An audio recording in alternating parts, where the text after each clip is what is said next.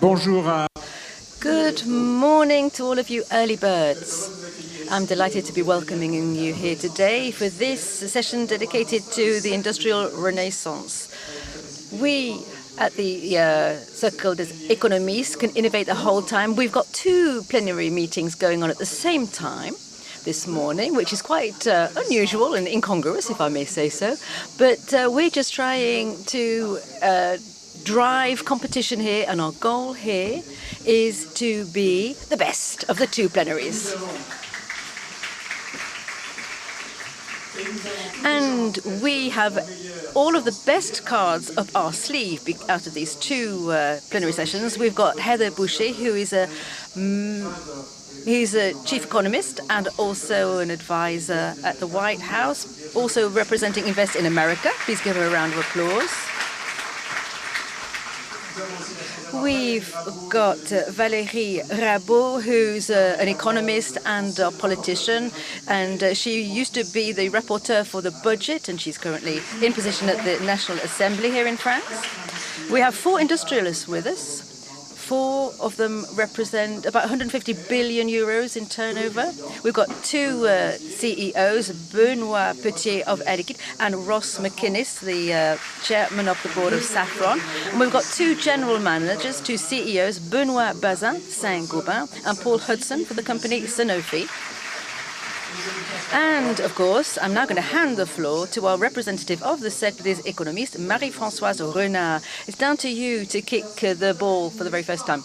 Well, this is very inspiring to be here at the meeting today, and we're all thrilled that there is some industrial renaissance ahead of us. So I've not got very much time. I'm going to make three comments only. Firstly, the disindustrialization has been selected after the oil shock with competition from Southeast Asian companies. The idea that we should leave certain responsibilities to other companies and we could keep hold of the services in our own land. Then from the 1980s, French capitalism became more financial. That had a very major impact on the disindustrialization of the country. Second comment. So why should industry regain a central role? Well, the illusion of a post-industrial country full of services disappeared because we've got a lot of unemployment and dependency on other countries. So why should we reindustrialize? Firstly, because industry generates more external positivity than farming, for example. It is a sector which carries out the most R&D, and industry plays a central role in our position with regards to the outside world. We've seen that in terms of dependency on strategic products. It's a matter of industrial sovereignty. And as everyone knows, we have a structural commercial deficit, which is compensated elsewhere, but it is nevertheless quite important. Third point. So how can we reverse the trend? This is a complex long-term plan. First of all, we have to integrate environmental considerations into the production process. Secondly, we have to reconcile strategic dependence with our position in the value chain. And thirdly, we have to take into account the territorial notion of industrial activity. These three objectives are interconnected and interdependent. They can lead to the creation of ecosystems that reconcile economic, society, and the environment. And it also means that we can give a central role to industrial policy, which has been decried and partially abandoned at that very time when emerging countries are thriving because of their industrial policies. Well, thank you very much for that brief and rapid introduction. I'm now going to hand the floor over to Benoit Bazin from Saint-gobain. So yes, industrial renaissance is an interesting subject, of course. We've got an hour to talk about this. And you have said that this question goes beyond the question of industry. Yes, I think we have no choice about this. We have to engage in an industrial renaissance for several reasons, and I'm going to share my reasons why. The first one has been evoked: unemployment. If you generate industry, you generate jobs throughout the land, whereas other economic activities are focused in certain major cities, for example, whereas industry can help with town planning, for example. And in terms of sovereignty and autonomy, not only industrial sovereignty, but sovereignty in the most basic interpretation of the term for a country. We know that there's a certain military undercurrent here in Europe at the time being.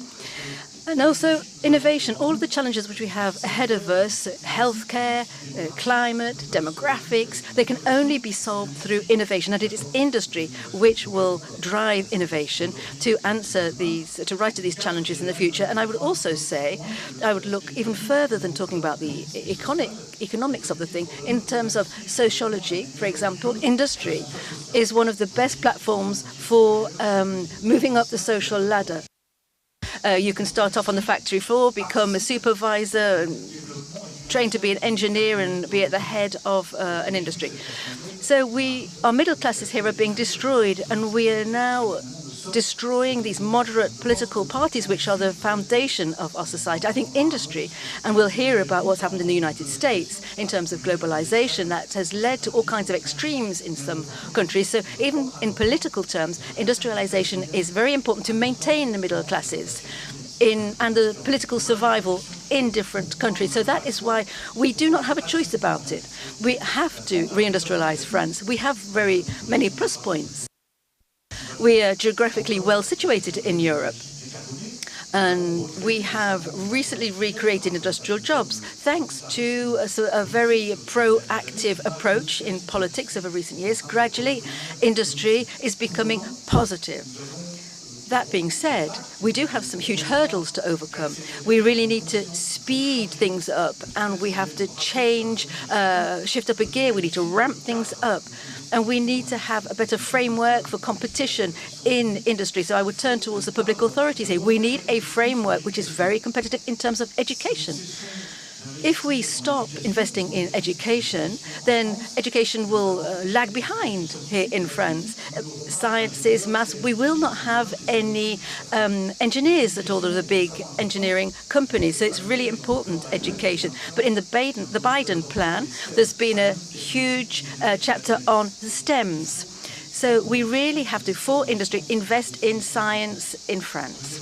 Secondly, innovation, R&D. France has invested 2.5% of its GDP. We need more efforts in research and development, given the challenges that are waiting for us today and in the future, and to escape out of this notion of cost competitivity. Whether you make your T-shirts in France or in Cambodia, it depends whether you're going to invest in the new technologies of tomorrow. We are in competition with China, the States, with added value and new technologies. So we need to innovate, we need to educate, and that means that we will share knowledge and share value. And that is the way that we need to go. Third subject, mobility. In terms of ports, airports, motorways. Saint-Gobain is a company which goes to collect its raw materials in Amsterdam or Antwerp because they are competitive ports. We do not have any competitive ports in France. The biggest port in France is Marseille. We do have ports in Le Havre and other places in the north, but they're not competitive. And another important subject is energy. When you talk about green industry, the only question that is important to an industrialist when you're talking about the next 3 decades is the availability in good cost and good proportions of energy. So what will decarbonated electricity look like in France in 2025? We need to know, we need to have visibility for the next 25 years. We have the first decarbonated factory in Norway because we live next door, or it is sited next to a Ford. In Canada also we have decarbonated energy because of the geography there. We need green energy in Europe. It's vital. We don't have any signals on that subject. And this is the framework which I've just described, education, innovation, mobility and energy, is absolutely vital, and it has to be on a European scale. I am absolutely confident in this. We can do this, but we do need a very competitive framework. We don't need not to be told what color we need to paint things or anything, but European competitivity needs to be based on this framework which I have just described. Would you say that industrial renaissance today has already been started here in France? Are we on the way up? Are we bouncing back? Yes, I would say that is the case. We've created 50 or 60,000 industrial jobs, but there are many jobs at risk if electricity remains expensive in Europe. So the picture is more positive. We have recreated factories. Our country is at work, but it's very fragile. And we really do have to change the paradigm. And we have to have long-term stability for those subjects. Benoit Gauthier, would you say that this renaissance is just at its very, very earliest stages? Benoit Potier? Hello, welcome to everybody. Before answering your question, I would like to make two observations. The share of industry in Europe, or rather in France, has been going down since the 70s. We were at 20%, now we're only at 13% of our GDP. That means that here, before us, we see industry has gone down. The undercurrent is continuing, and it's only just starting to stabilize. So you've answered my question, in fact. No, I was just talking about disindustrialization. Now let's talk about reindustrialization. So, but before I do, I just want to say that when we're talking about industry, we are talking of many, many types of different industries in different sectors. Let me just give you an illustration. We know what heavy industry is, light industries. We've got production, transformation industries, we've got technological industries and the industry of services. And every time we know that they're all very different. When you talk about business sectors, it's the same thing. We've got many, many different sectors represented here in this room. Sectors can be metal, chemistry, or glass, rubber, paper, pharmaceuticals, etc. And what we have to realize, when we talk about reindustrialization, you have to have a sector-by-sector approach, because it's by sector that we will manage to reindustrialize. Reindustrialization means reconstructing. We have to start from what the image is today and imagine how we can construct on that. So up until now, in a globalized system, we industrialists have been thinking in terms of economic optimums. We want to produce where it costs least to produce. We try to invent how products could be moved from one country to another. We did our calculations, and to serve a market, we developed a chain, the most competitive chain possible. But it was an economic mindset. Today, we're talking about energy, and I would like to come back on that point. It is so important. The energy situation has been completely overturned. So this economic optimum which we created has also been overturned. We need to reconstruct that. So fundamentally, we need to take into account energy policies in the way that we produce. Are we, or can we use low carbon, renewables? Where are we going to find that clean energy? And that is what is very at the heart of this whole debate. Second big upheaval, the environment. We can no longer design industry without taking the environment into account. Environmental policy is so important. You can ask any business that you want. Here in Aix, you can ask the businesses, have you taken any commitments for 2025? They will all say yes. We all have taken commitments, very major commitments, to be carbon neutral by 2025. So we all have an environmental component. And the third point is sovereignty. So we used to have access to all of our raw materials all over the world. Today, that is no longer the case. So geopolitics have to play a role in industry. So we were talking about the economy in the past. Now we're talking about energy, the environment, and sovereignty. You see that the equation has completely been changed. It's become more complicated. We need to reconstruct industry and take all of those elements into account. So what are our strong points? What are our hurdles? Let me come back to what Benoit said a moment ago. We in France, as in Europe, can innovate. We have capacity there. We've got training, wonderful infrastructures, we've got financial resources, we've got a single market, we've got Europe in many of our countries, and so we can construct. And this is our problem I'm coming to now.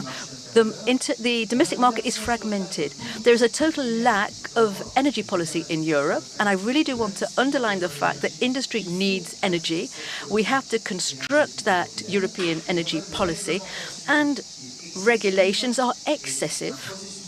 and the decision-making process is very complex. So that is Europe, our Europe. If we're not satisfied with what we've got, then we have to roll up our sleeves and change it. In the industrial field, we have noted that in terms of energy and the environment, we really do have to change the contours. And in the backdrop, we see there's a kind of mistrust which has settled in between those who make the rules and those who apply the rules, i.e., in Europe, we're talking about the European Commission and industries. And I think that this really is a hurdle for everybody. We, in order to reconstruct industry, we need more room for maneuver. We need more freedom. Well, thank you very much. We have to move forward. I'm going to move on to Valérie Rabault and ask about her point of view as a politician. You're not in the majority party. You're part of the NUPES, the left-wing party, or up until today, is that right? Perhaps you've changed your mind over the last couple of weeks? I know that relations are rather tricky between the parties. But have you noted that there is industrial renaissance there? Do you have a positive outlook on the way the government, led by Emmanuel Macron, has tried to start up this reindustrialization? First of all, hello, everybody. If there is renaissance, that means that there has been some kind of death or a decline, let's say it's less brutal. Since the year 2000, the GDP, the share represented by industry, has gone from 18 to 16%. Not a huge drop, but it is a drop. Among the rich countries, France is the country where that decline has been the biggest. We've shifted from 15% of GDP in 2000 to 9% for industry, manufacturing industry. We're not even at 10%. And that is an absolutely exception in all of the richest countries in the planet. So, faced with this, is there a renaissance? I would like to say yes, and I would like to say that the starting point is this ecological realization, because there are not two solutions for ecology. Either we do negative growth, or we go for industry, an industry that can invent new mechanisms to produce, which will ensure that we have an ecological revolution. So either it's negative growth or it's industry. You have to choose which avenue you want to take, and I obviously choose industry. So who blew the starting whistle? Well, Heather is here, so I could say it's the United States with the Biden plan, the IRA, and this Inflation Reduction Act has has caused debate because it wanted to reduce inflation, and I'm sure Heather will talk about this in a moment. But as we stand today, over 40% of the American population is aware of what this IRA is. I would like you to ask that same question in France and in Europe, see if they're aware of the European plans, and if we reached 10%, that would be a pleasant surprise. So we've got this an industrial renaissance needs the populations. That means we need to be methodological about it, and we need to put the resources in it. What kind of resources are we putting into this renaissance? I work for the Parliament, so I can talk about this. Is France in the race? Well, there's a big question mark hanging over this. There are three levers. First of all, industrial renaissance opens the door to competition within Europe. So rather than working together, we are competing against one another. So France has there is a lot of money at stake here. The relationship is 1 to, and the ratios vary. So yes, there are problems of public finance, and I would like to commend Claude Reynaud, who is in charge of the Finance Committee. We do have problems in finances, so it's not a level playing field. When we see all of the different support that is given to industry, we are entering into competition between ourselves, and we will not survive in Europe if we continue to have this battle between the countries. Second chapter. This support, or these main guidelines, have to be carefully thought about. Let's talk about Germany. Germany has 5 times more than France in terms of money earmarked for energy and ecological evolution. If we do not have precise targeting, we will not reach that efficient yield point, a third chapter, which has already been mentioned by Benoit this morning, and this is scientific training. I'm going to take another comparison. In Germany, you've got 20% of students who study technology and engineering. In France, 5% less, and the figures keep going down. So we have to be aware of all this. We are not aware of this properly yet, and until we are, we will not be in that race towards industrial renaissance. And in terms of project steering, in France, we love drawing up plans, etc. The problem is we never see them through. We never consolidate our monitoring of these projects. In Paris, we talk about these orange guidebooks. These are summary documents, very complete. You've got the city's policies, you've got teaching, you've got all kinds of things, but you don't have anything on industry. There's not a chapter on industry. Industry is disseminated. Its support is disseminated. In 2022, the Court of Accounts identified 2,100 different measures for support to industry. How on earth do you expect industrialists to pick their way through that maze? It is impossible. Therefore, we realize that these subsidies are underused and they're not being as efficient as they should have in terms of the public money which is put on the table. So we need to have a consolidated view so that everyone knows what's going on. We need to have more scientific education, and we are really lagging behind the field, so a lot of ground has to be made up. And then we need to have a budgetary plan of support, which means that we can catch up with our European partners. Thanks a lot. You've talked about Germany, and you've talked about the high amounts of money. So it was a negative position against Europe, so a kind of selfish attitude by Germany. But Germany has a long industrial tradition, and this is something that we know very well. Have a look at the companies in Germany. Is there a cultural issue between France and Germany regarding industrial renaissance? How can I put it? So Germany has been supporting its industry, and it will pull out all the stops to support its industry. Are we within the same rationale? I'm not quite sure. So Ross Mcinnes, what is your take on that? Are we in the same momentum? Do you think that France supports enough its industry? Is industrial renaissance in the pipeline? Allow me to qualify what has been said.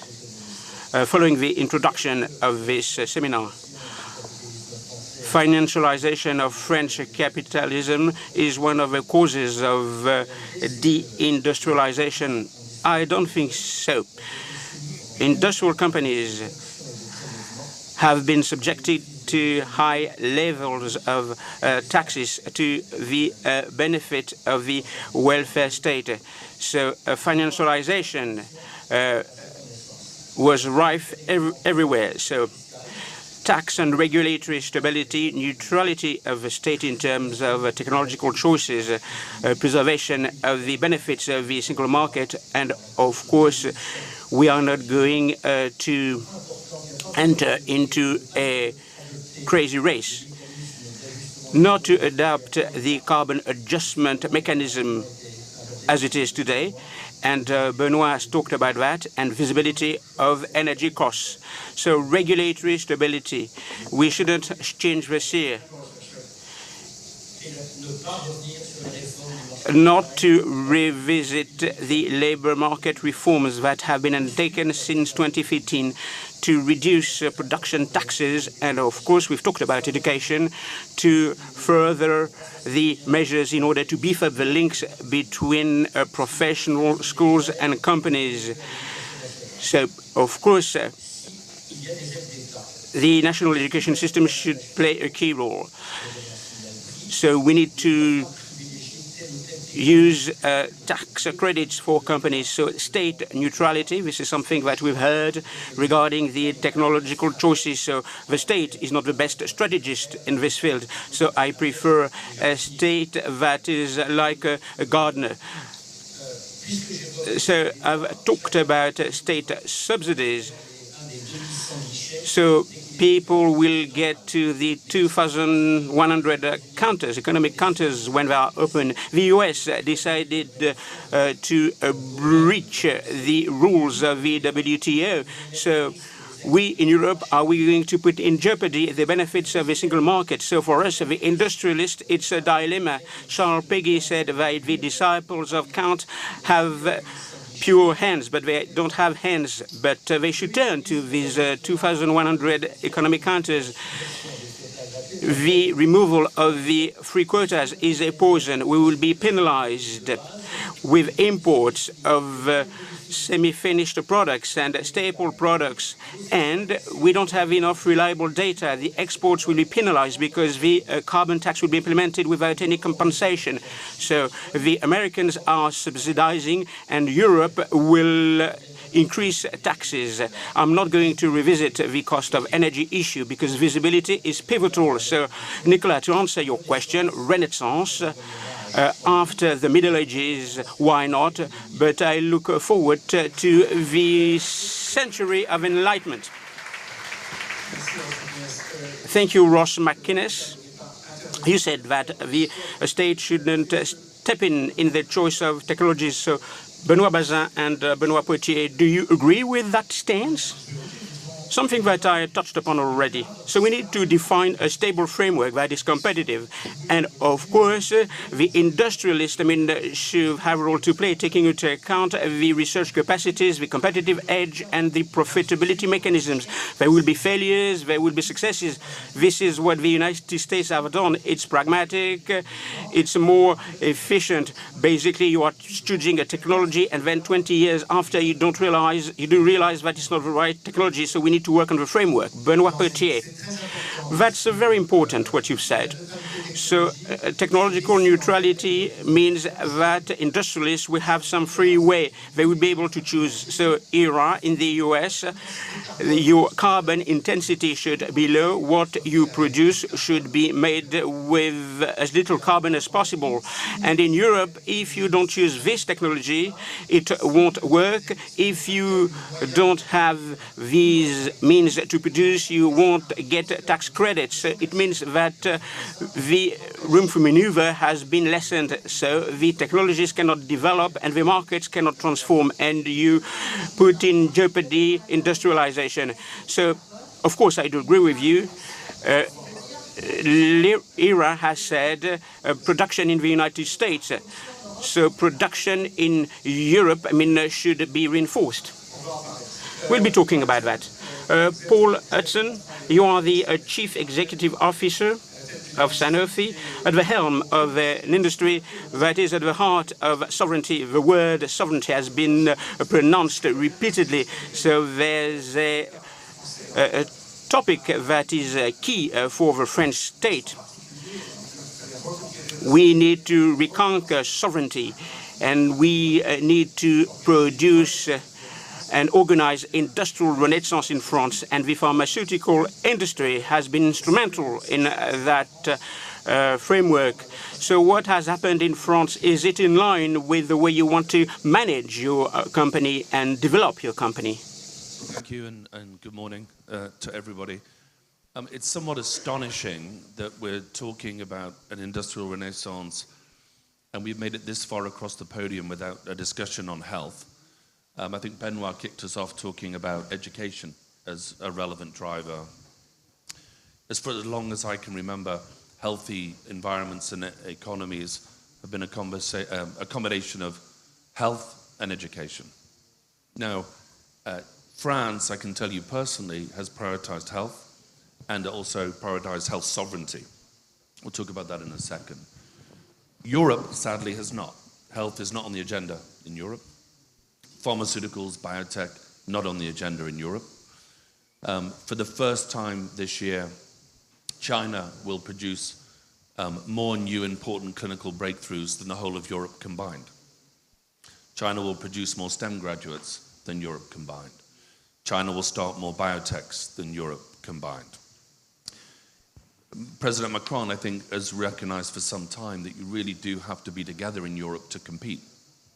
France is an incredible country, but France can't take on the US and China single-handedly. Let me give you an example about medicines. You know, we have had shortages of medicines as an industry in many parts of Europe, particularly in the pandemic.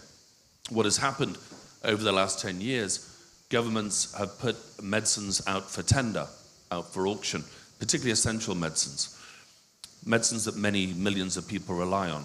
And then they've demanded the lowest prices possible. Inevitably, they want us to pay, to charge a price less than it costs to make the medicine. In which case, because standards and quality standards and labor standards in Europe are high, the manufacture, not by us, but by other people, moves to China and India. It's an old path that many have followed. As soon as those organizations in China and India, those companies, have to invest capital in modernizing their facilities, they stop and they move on to another project. Suddenly there is no supply of an essential medicine in Europe. And then governments call me and can call me personally and say, why are you not supplying the medicine? I say, because you want us to charge a price lower than it costs to make. It's very difficult to do that. And then, of course, the companies come under some tension and some visibility on these things. If you really believe in sovereignty, really believe, you don't panic and at the end try and build another facility. It takes 5 years to make a factory, to calibrate it and use it to make a medicine because of the standards. 5 years. So if we start today to build a paracetamol factory, it'll be ready in 2029. So you can't have that agility on tap. So what really has to happen is that governments in Europe particularly need to think much earlier about how they make sure medicines and sovereignty are supported. Nobody's asking to make profit. We're asking to be at the table, to have some predictability, to make an investment so we can get there. I campaigned for almost 2 years to make health part of the IPK, a strategic imperative in Europe. There's no interest in Europe. Zero interest.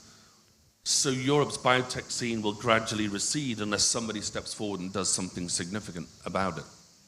We'll play our part, because after all, we're a healthcare company. We'll do what's required, because we're in it to make people's lives better.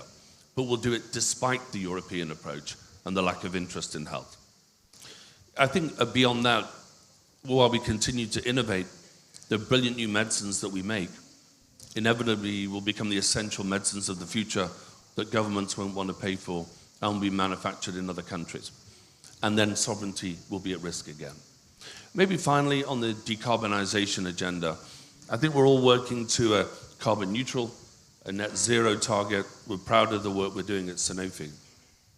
But let's be really clear. Some of the investment in health is not just because pollution causes health issues. It's because if you don't address how healthcare is delivered, you create an issue with people's health.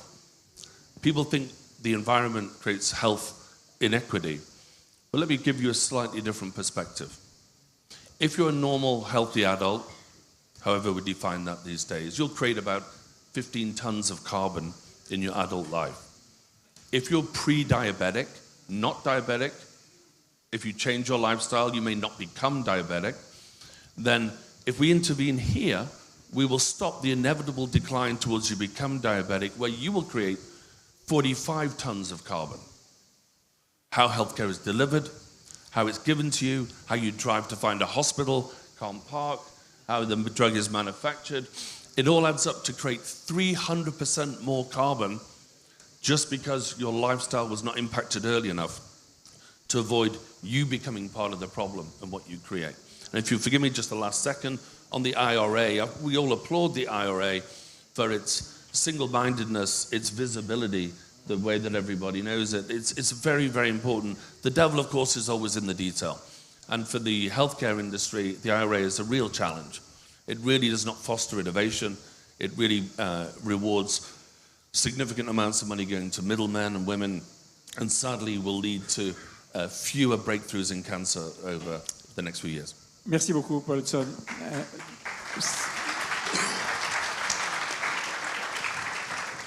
Dr. Boushey, je vous disais, vous représentez ici l'administration Biden. Vous êtes... So you represent the Biden administration. Heather, can you hear me? So you represent the Biden administration, and we are talking about industrial renaissance and the IRA. Maybe you can tell us what is at stake, what are the main figures regarding this huge plan that was launched by the Biden administration. Apologies, I do not speak French, so I'll speak in English. Thank you. So I'll take just a couple of moments to talk about the IRA and give you some of the key statistics.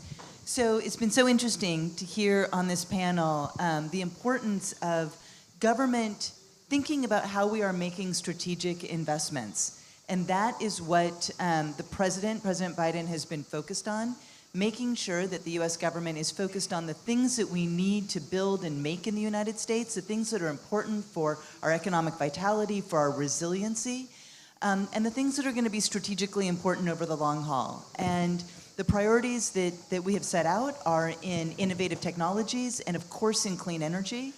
And that is the crux of what we've done in the Inflation Reduction Act.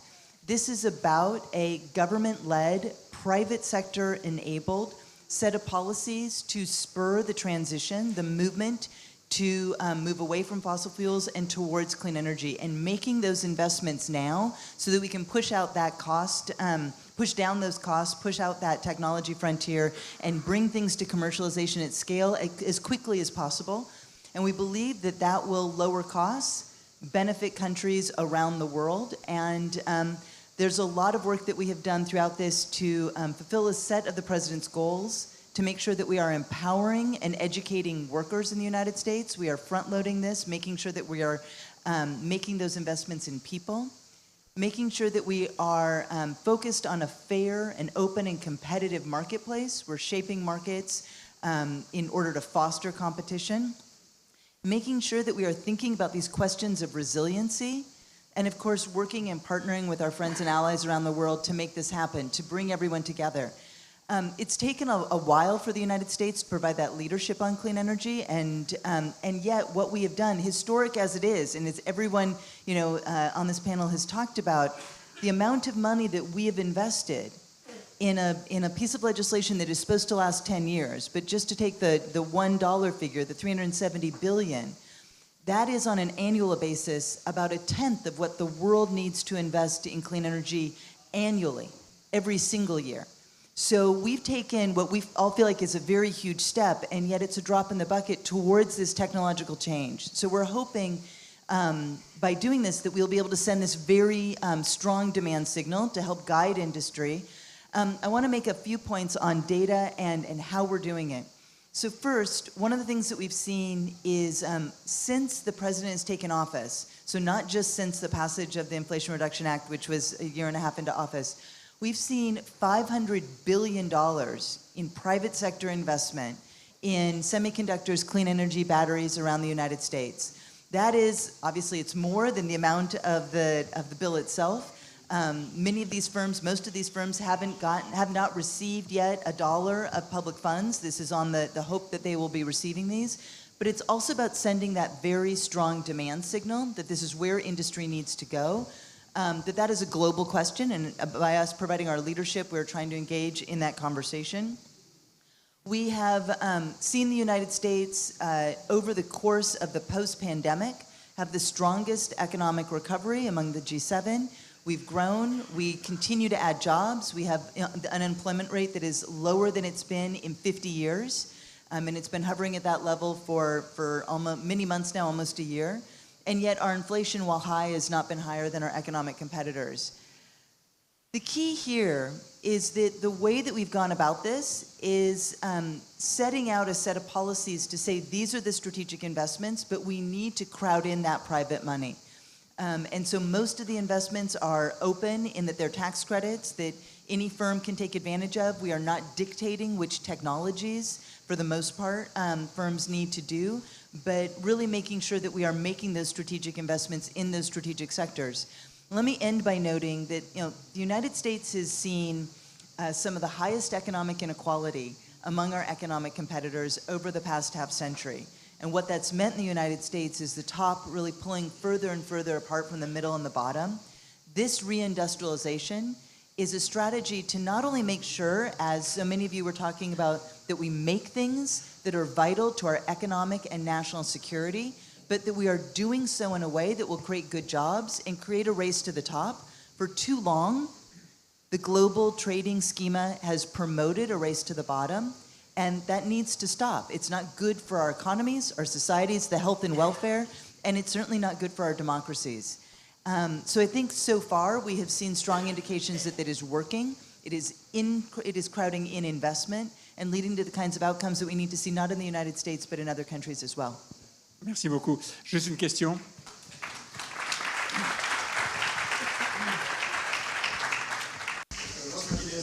Ross Mcinnes said earlier on that launching the IRA policy was a contradiction to the OMC rules, the World Trade Organization rules.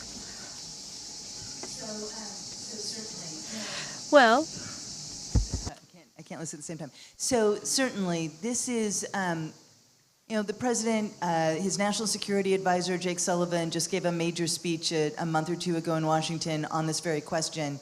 That, you know, we are rethinking our place in the global trading system.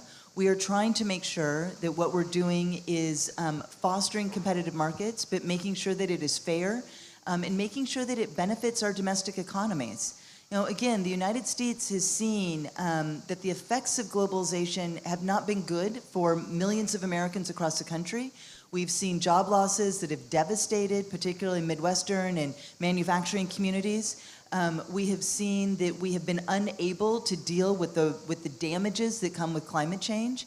And so we need to rethink how we engage. The United States has not stepped away from our trading partners. You know, certainly our trade has continued. We continue to be out there trying to make sure that we are partnering in ways that will benefit. But, you know, refocusing that conversation on the race to the top. So when I think, for example, of the work that my colleagues on the international team have done around critical minerals, for example, making sure that these new that these goods that are going to be so important to clean energy, we have a new challenge, right? We are trying to move away from fossil fuels, move away from a world where trade is dependent on oil, into one where we're thinking about where are we going to get these minerals from around the world. We're setting up a new system. How do we make sure that the production of these, which can be so toxic to human life, to the environment, that we're creating a race to the top? The United States has been taking a leadership role on that, both in the EU and Japan and other countries, really trying to make sure that we are working together. So I think what you've seen is we are trying to reinvigorate our partnerships in a way that can be beneficial for our home countries, as well as abroad. Oui, je suppose que vous comprenez que tous les chefs d'entreprise qui sont là et tous ceux... all of the business leaders in the room here and those who've been speaking since the start of the program say that they are going to try and take advantage of it, but they do find it very aggressive towards France in particular and Europe. So here's the thing. So many ways I could go on this, but let me... Our set of policies provide tax credits for countries, for companies that invest. Some of those credits have bonuses for domestic content. But let's be very, very clear that when you look at the details, the bonuses are a very small part of the overall credit. It's a some of the largest tax credits, it's a 10% bonus on top of a set of other kinds of tax credits that you can get, regardless of whether or not you source domestically.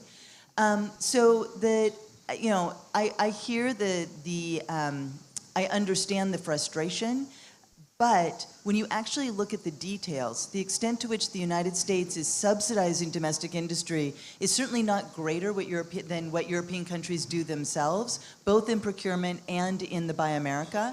We can get into some of the details. We don't have enough time to go through all of those, but I'm happy to talk to anyone after about that. But I think what is really important here, and that what we need to keep front and center, is that the most important thing that we all need to do for our economies, for our national and economic security, is to foster that clean energy transition. And that is what we are doing. We are making sure that we are investing. We're one of the richest countries of the world. We have made this significant investment in propelling that industry forward, sending that strong signal, and making it possible for industry to thrive, making it possible for us to get along that innovation to commercialization pipeline, to produce at scale the kinds of technologies we need to move away from fossil fuels so that we do not continue to see the rise in climate damages. The only way to get through the climate change challenge is to find new sources of energy, which is why we are making those investments. Okay, how long is it to build a new plant on average? How long is it to build a new plant? In factory, in automotive industry, in a factory. Well, so, I mean, we are seeing these investments starting up right now all over the United States, certainly in batteries, in solar, in automobiles, in electric vehicles, happening right now, but we are also seeing this happening in other countries.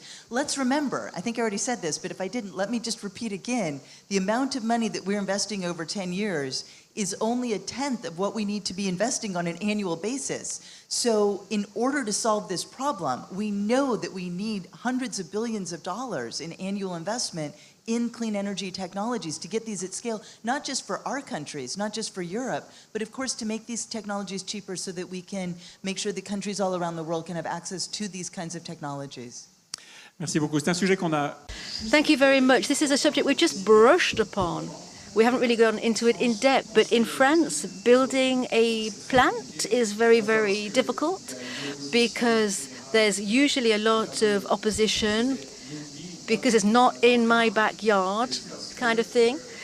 And also because France is a country where the standards, the administration are so dense, it takes years. So how long would it take to build a Saint-Gobain factory? 3 to 5 years, I would say, depending on the situation. What we've just heard shows how practical and pragmatic the Americans are. And it gives us a bit of a kind of pinch, really, which is good for us. The second thing is we can hear the logic, this mindset of investing. There's that technological challenge of decarbonation. We need to, in France and in Europe, we need to invest, to have room for maneuver, to invest. And thirdly, the United States are no longer naive about China. They tax Chinese vehicles at 28%. In Europe, it's only 10%. We don't have any car manufacturers on the stage up here, but let's not be naive about this. If we're not careful, the Chinese cars will be flooding into our market. So that makes us Europeans also to face reality and to do what is better for the middle classes in Europe. So I tried to say it a bit earlier, maybe it didn't come across very well, but I think the French government has worked incredibly hard to make building plants possible. And not just any plants. We're building a site near Lyon that is perhaps going to be the most modern site in a pharmaceutical company anywhere in the world ever built. So this is state-of-the-art stuff. I find the government incredibly encouraging to set new standards both in the environment and to help bring highly skilled jobs to France. However, still remains, why is Europe not interested in health, its contribution to GDP, and the access of medicines? I'll leave you with one fact. In the 50% of the drugs, new drugs for cancer, for difficult diseases, 50% of the new drugs that are approved in Europe are not available for patients in Europe. Half. So if you've got a friend or relative with a disease and you're struggling, wondering why there is not an innovation, it's a little bit mind-blowing that there's such a lack of interest in providing innovation and budget for innovation in Europe. Thank you. Valérie Rabault, vous êtes, je le rappelle, députée. Donc... Valérie, you are an MP, so you represent a population in the Thanh and Garonne region.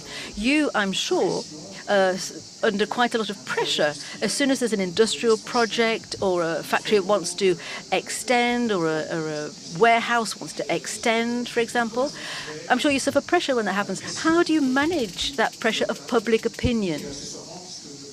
And also, because they're part of your allies, how do you are in partnership with the Green Party, so how do you manage their pressure? Well, how do we manage local pressure? I think the elected representatives need to commit. Yes, I have had a case. Yes, it really is a hot topic on the table. Yes, there was a subject recently. There were oppositions to. There were appeals launched. Personally, my position is very firm. We support.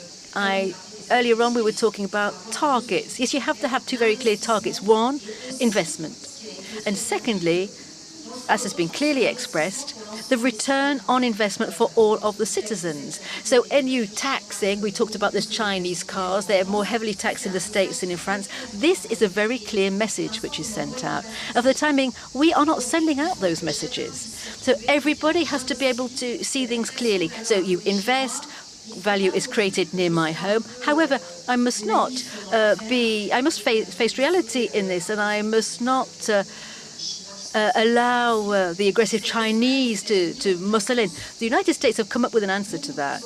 They're much more offensive than we are, aggressive. Do you mean towards Europe or the public opinion? No, towards their public opinion. They're very, very offensive, more offensive than what we're doing in Europe and in France. Benoit Potier? I would say, I'm familiar with hydrogen. I'll talk about that. For 10 years, we fought to get the Americans interested in hydrogen. They were way behind, really behind. The World Council noted that the Americans were lagging behind. The Asians and the Europeans were ahead. The IRA has completely changed that.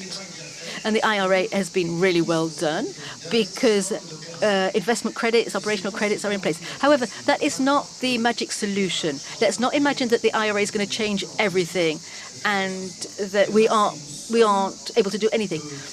I think there's this tax credit which can apply if such and such a criteria is met. So for hydrogen, for example, we could go to $3 per kilo of credit on the price, but that's 6 times 0.5.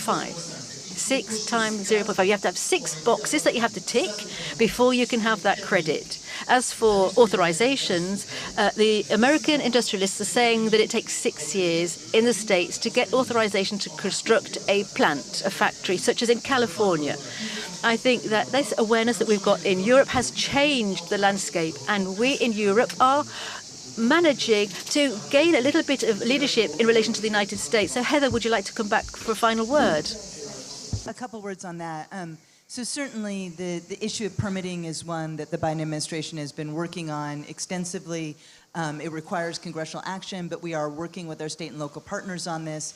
I think, too, sending the signal how urgent this is and creating more and more stakeholders in business community, in the private sector, civil society, that cares about getting things across the finish line because it is going to benefit their businesses and their communities is very important. And I think one of the things that's really important and that I think is an undercurrent in this reindustrialization conversation is that we're doing it because we want the industry, we want to be competitive, but we're also doing it because we believe that this will benefit people, workers, communities, the environment, and so we believe that that is good for our publics. And I think that's the piece that we just cannot lose sight of.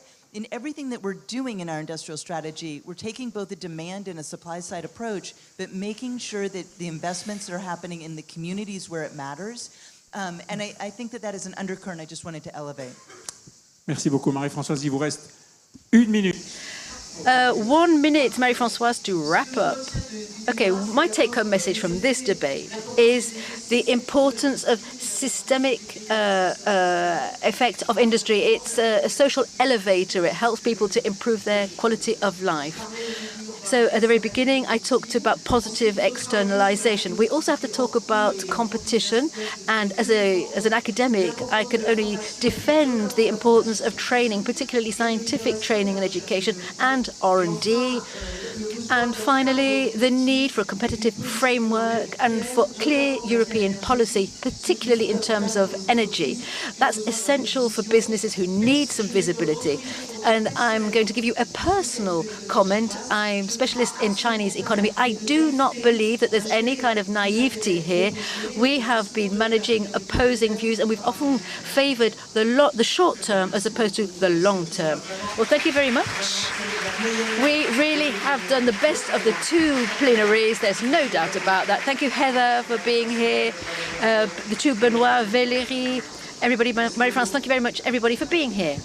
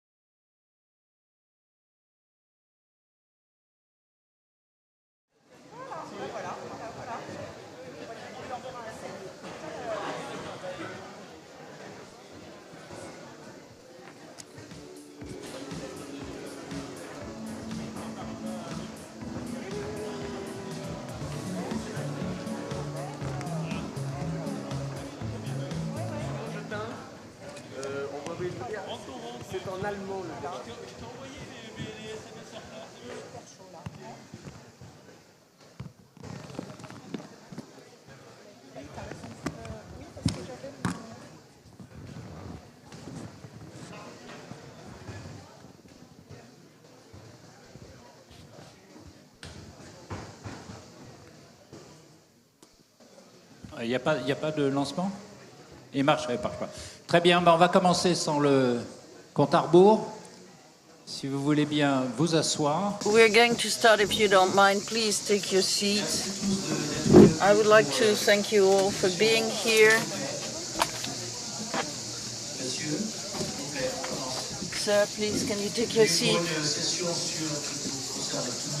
This is a session that is something important for everyone throughout the world, which is housing. This is a very difficult time for housing issues, and to talk about it, we have with us Hervé Montjotin, Executive Chairman of Socotec. You may not all know Socotec, a certification organization that is being deployed throughout the world. Atig, Director General of the French Banking Federation. Nadia Bouyer, Chairperson of Action Logement. No, sorry, Director General of Action Logement. Carole Delga, whom you all know, President of the Regional Council of Occitanie, and Mr. Thanh Nguyen, who's a professor at Fullbright University in Vietnam, which, as he told me, is the first non-public and non-profit university. So Vietnam has taken this turn, and we would like to thank you for being here. So, without further ado, let me give the floor to Bruno de Creuse, who is in charge of coordinating this session for the Cercle des Économistes, and who is going to tell us a little bit about the status of housing in France. Well, thank you, Eric. What a beautiful topic. Chris Arides, who had the Nobel Prize in Economics in 2010, used to say there are three main topics in life. First one, finding a job. Second, finding a partner. And a third one was finding a housing. And I'm lucky enough to work on these three topics, he said. So today we're going to look at one of these topics, and it's really a timely moment to look at this. Why? Because the state has just announced a new housing plan with different elements. First of all, they are giving up what was called Loi Pinel law, the evolution of the zero-rate loan, the purchase of the empty housing by the state, the extension of the visa guarantee that covers failing tenants when they don't pay their rent, and also the liberation of land tenure. So why an Mcinnes housing plan? Well, because as we read in the media, there's a new housing crisis. And the symbol of this housing crisis is simple. By 2025, meaning tomorrow almost, 25% new housing will be missing. So the production of new housing has not been stopped, but it's not sufficient. So the state wants a new housing plan. And this new housing plan is taking place on a market which is highly regulated. So we can think, first of all, about the low-cost housing or low-rent housing, which represents almost 15% of the number of lodgings, a record in Europe. We can also think about the limitation of rents, which differs according to the area, and also all the laws for ousting the tenants, which are very important socially, but that considerably reduce the property rights on housing. And we can also think about the flexibility of land, which has been very impacted by the sustainable development regulations. We can also think about the housing allocation, the support for ownership. And in brief, we have a lot of regulations which are very important, but they also mean that the market is extremely rigid in a new macroeconomic environment, which you all know, i.e. the increase in the inflation rate, the new inflation era, and the increase in the rates by the central banks. So much for the macroeconomic situation, but these regulations are extremely dense, and people really have trouble getting to know them. No one is supposed to ignore the law, but it's almost impossible to know all the laws, which means that the quality of information for the stakeholders on this market is really being challenged, and the symmetry of this knowledge is also challenged because not everyone knows all the elements and the tricks that you have to use to be able to act on the real estate market. Economists are very critical about this. First of all, for the limitation of the rents, which is extremely necessary in some areas because otherwise it would be much too costly for households. But at the same time, it means capping the rents, and capping the rents means that you cannot adjust the supply and demand on the rental market, and there will be excess demand. And when you have excess demand, you have a limitation of demand going due to mechanisms that are not price mechanisms. So this is the whole point about discrimination on this market. And it also means that there's an issue as far as the quality of the housing available for rent that is concerned. And the second example is the housing subsidies or allocations. They were considered as being part of the reason for the increase in rent.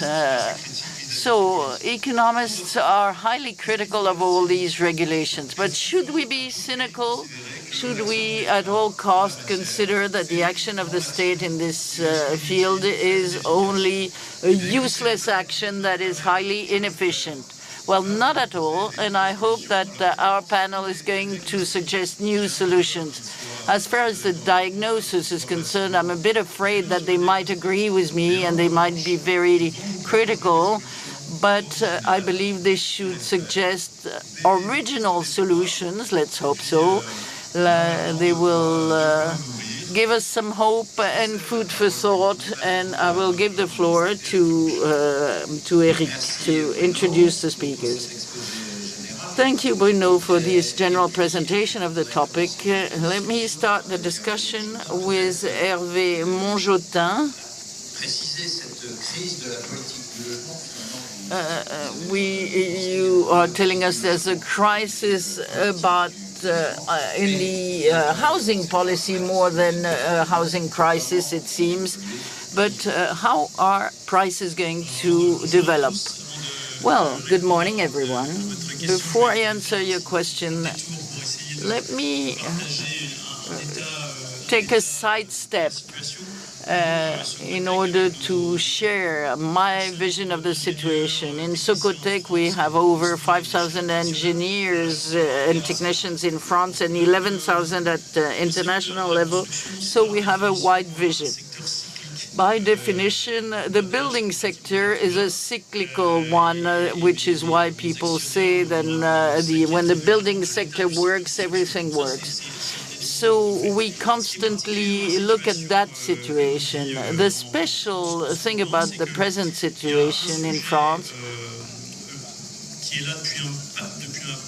is that we have this scarcity of the housing. We have a crisis of the supply chain that has increased the price of building, and all this with, on top of it, the environmental issues, as this is a sector that represents 25% of GHG emissions. Apart from that, we have a crisis in demand because of the rise in the rates, which are not incredible, but all these elements taken together are rather unique. If you look at the various crises, between inverted commas, this group of factors is unheard of, which is why we have had so many announcements. Because usually in France, when you have such situations, people tend to boost demand through tax measures or tax action. And this time it didn't take place. So if I were to be somewhat provocative, I would say the government hasn't made a choice, which is rather unusual, or they made a choice which was to trust the market, but in a situation where the market is rather special. High limitations in terms of standards, huge normative frame, whatever the intentions of this. And second point, housing is not really a liquid good, so to say. If you look at prices, everything can stop, but the prices take time adjusting. Will there be an adjustment of 5 or 10%? We don't know. But it's nothing like a financial crisis. We're not talking about a crash. And my neighbor will say this much better than I could, but in France, the debt of households is based on a fixed rate. So it means that the sector is rather numb, so to say. And at the core of all this, you have 4 million people who are badly housed in France. There's, in view of the demography, we'll have a demand that will continue growing until 2040, all the more so that the social behaviors mean there's more demand than demography might lead to, with single parents, etc. And because of all this,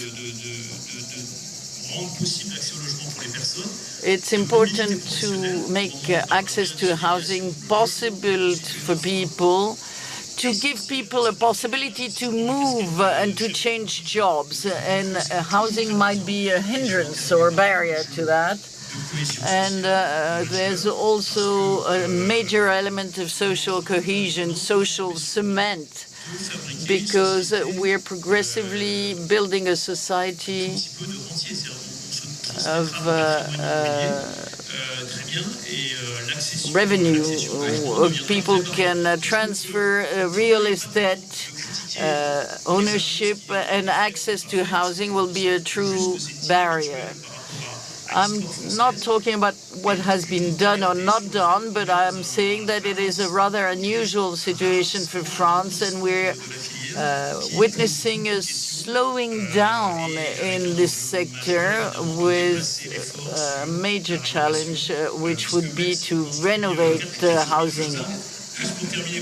37 million housings in France, or lodgings in France. So we have to renovate quite a lot. Thank you. Maya Atig, you're in a good position to confirm or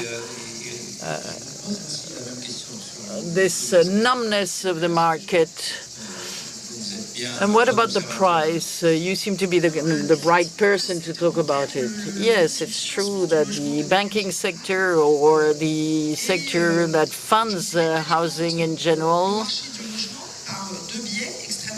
helps the housing market through the savings market, because a large part of the savings of French households comes from their real estate, and a large part of the purchases are done through savings.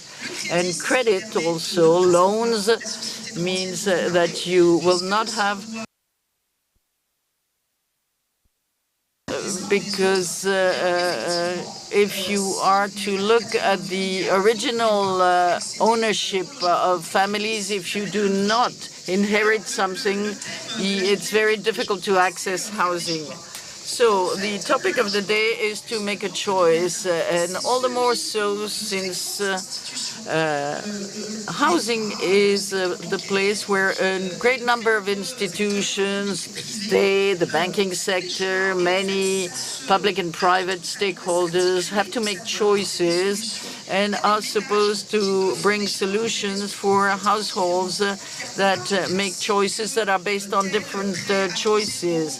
Well, we can start with the idea that a 0% rate will move people to renovate their housing.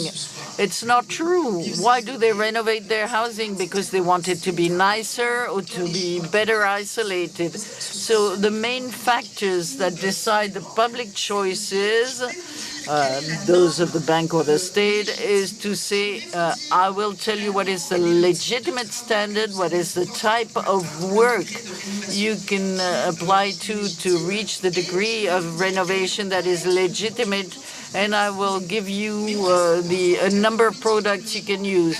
But sometimes we reason with a highly instrumental vision. For example, a tax incentive is going to lead people to buy, or a specific product is going to lead people to make a decision. No, it's not true. People will move because they find a job elsewhere, because they love someone else, because they no longer love someone and want to stay there. So this has an impact on the choice of where people live. So the issue nowadays is that housing is at the very core of the strategy of banks on the private market in France. In France, the banks are highly competitive, and this draws the rates down as compared to their natural rate. To give you an example, the ECB rate has increased by several hundreds of basis points for the past 18 months. The rate on the French real estate market increased twice, or at a slower pace than the rest of Europe, half the pace of the rest of Europe. So this means that we're still funding real estate in France much cheaper than elsewhere, and you still find funds at a fixed rate. 96% is at a fixed rate, while in Europe it's about 60%. And fixed rate means that your housing budget is not going to change for several years. And I would like to finish with one point, which is the production of real estate credit these days. We're saying it is reduced. Yes, it's reduced, but the rates in 2021, 2022 were extremely high. 22 billion, even 25 billion euros per month of new loans. Now we're talking about 15 billion. 15 billion euros is still very high. It's the monthly level of loans that we had in 2016 at a time when the prices were much higher, which means that for the same amount of loans, you have one room less or you have to live further. So you have to make your choice when the collective offer changes. Thank you. Well, thank you very much. Another aspect is social housing. Nadia Bouyer, you wanted to tell us that France is the country with the greatest number of social housing? How does it work? Well, let me first pick up on what Maya Atig was saying about having to make a choice. 70 years ago, France made a choice and decided to have to introduce something that is called now Action Logement, which represents 0.45% of the wages of companies with over 50 wage earners, and this was decided for the 70 years ago, so to get the companies to participate in the housing effort. And this works. If we talk about other things that work, 5 years ago, Action Logement got reorganized with the idea of multiplying by 2 the number of affordable housing. And since 2017, we have doubled the production with the same tools and same operators in a very complicated context and situation with a lot of financial constraints, a reduction in the rents, etc. And why did we manage to do that? First of all, because we have the know-how, and also because we have in France a very good system for funding social housing with savings funds. I see that Eric Lombard is here. And the choice that was made was to centralize and dedicate some fundings, earmark some funds for social housing. So we were able to double the production of lodgings. And at the same time, there are 800,000 wage earners are being helped every year by the reduction of operational cost. And this is possible thanks to 3 elements. First of all, an equivalent governance, meaning that around the table you have trade unions and companies that talk about housing. And I can tell you it's not easy to reach a consensus when you have all the people around the table. But after a while, we get to agree. And lodging are also dependent on the area. You have to be organized at regional level, which is how we managed to produce 40,000 lodgings every year, which is the equivalent of a city like Avignon. We have about 50 operators and 1 million lodgings in the fleet or in stock. And it's true that, as you say, the market is extremely limited and rigid. So how can we get organized? So an operator like Action Logement does not establish the rules or decide on the rules. So based on the existing rules, what can we do to overcome the issues? For example, the visa guarantee when youngsters who is under 30 has no hedging or no guarantee, the visa guarantee can take over, and it's an issue.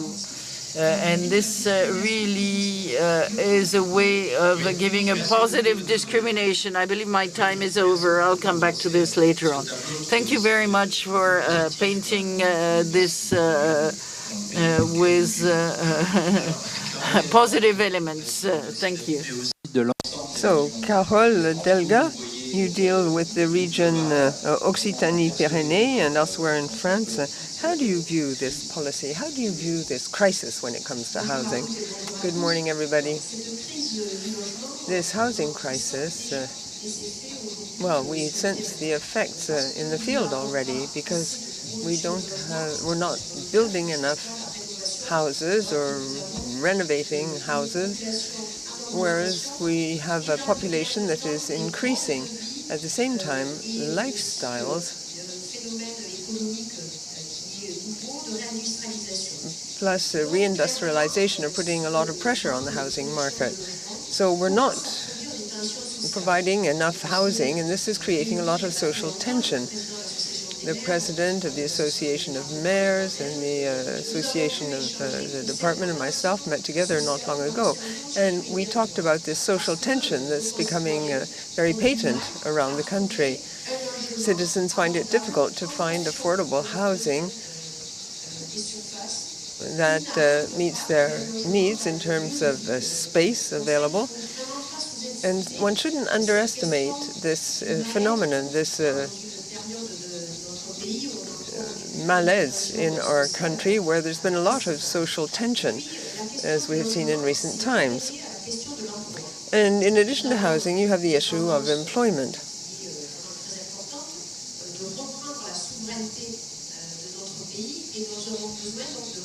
We wanted to reindustrialize the country to become really sovereign once again. And reindustrialization often takes place in areas that are not urban areas. To boost reindustrialization, you have to have available housing. You need housing in peri-urban or rural areas, and it's very difficult to achieve this. Likewise, a lot of people are now working from home. We have this reindustrialization, therefore, people working from home increasingly. Hence, the demand for housing is less concentrated in big cities, and there's greater demand now in smaller cities. A lot of companies want to invest, but the lack of housing acts as a brake. It's difficult to recruit, and it's difficult to house their employees. So that's a major issue currently. And in society today, people do different jobs in the course of their life. There's greater mobility. France is quite different from the Anglo-Saxon world. People are more mobile, yet we can't meet their needs for lack of housing. And then when it comes to renovation, there it's really a battle for the mayor of a small commune who needs to renovate buildings. It's extremely complex in terms of town and country planning. Renovation is hugely difficult when you have co-ownerships. With the Caisse de Dépôt, we are trying to find solutions to renovate co-ownerships, tourism residences that are underused, be it on the coastline or in mountain areas. Yet the legal situation is a real maze, and it doesn't fit in with this great need for renovation. We have to rethink the issue of housing and habitat. Of course, we have to combat global warming. The idea is for people to be more densely packed into areas rather than spreading things out, but people have to be able to live properly. We need proper public spaces. Look at Spain, for example. There's a lot of equipment, you have a lot of high-rise buildings, but the public spaces are better thought out. There are many more areas for people to go out and meet. And also there's the greater offering of services. It's therefore a major concern for local government. The existing social tension is enhanced by the lack of housing. Citizens aren't free, really, to choose the place where they want to live. That's a great break on reindustrialization or working from home. Thank you. I hope we'll have time to dwell more on the issue of urban planning, which is very dear to our hearts. But let's go back to this issue of the crisis in state housing. Hervé. There has been a call for simplifying standards and constraints. Is that the real lever? Is that what will really get housing construction going again in France? Of course, renovating existing housing is a major issue. 90% of the buildings present in 2050 already exist today. I'm being a bit provocative here. So the issue is perhaps not to create 400,000 housing units per year. The real issue is to renovate what needs renovation at the right pace.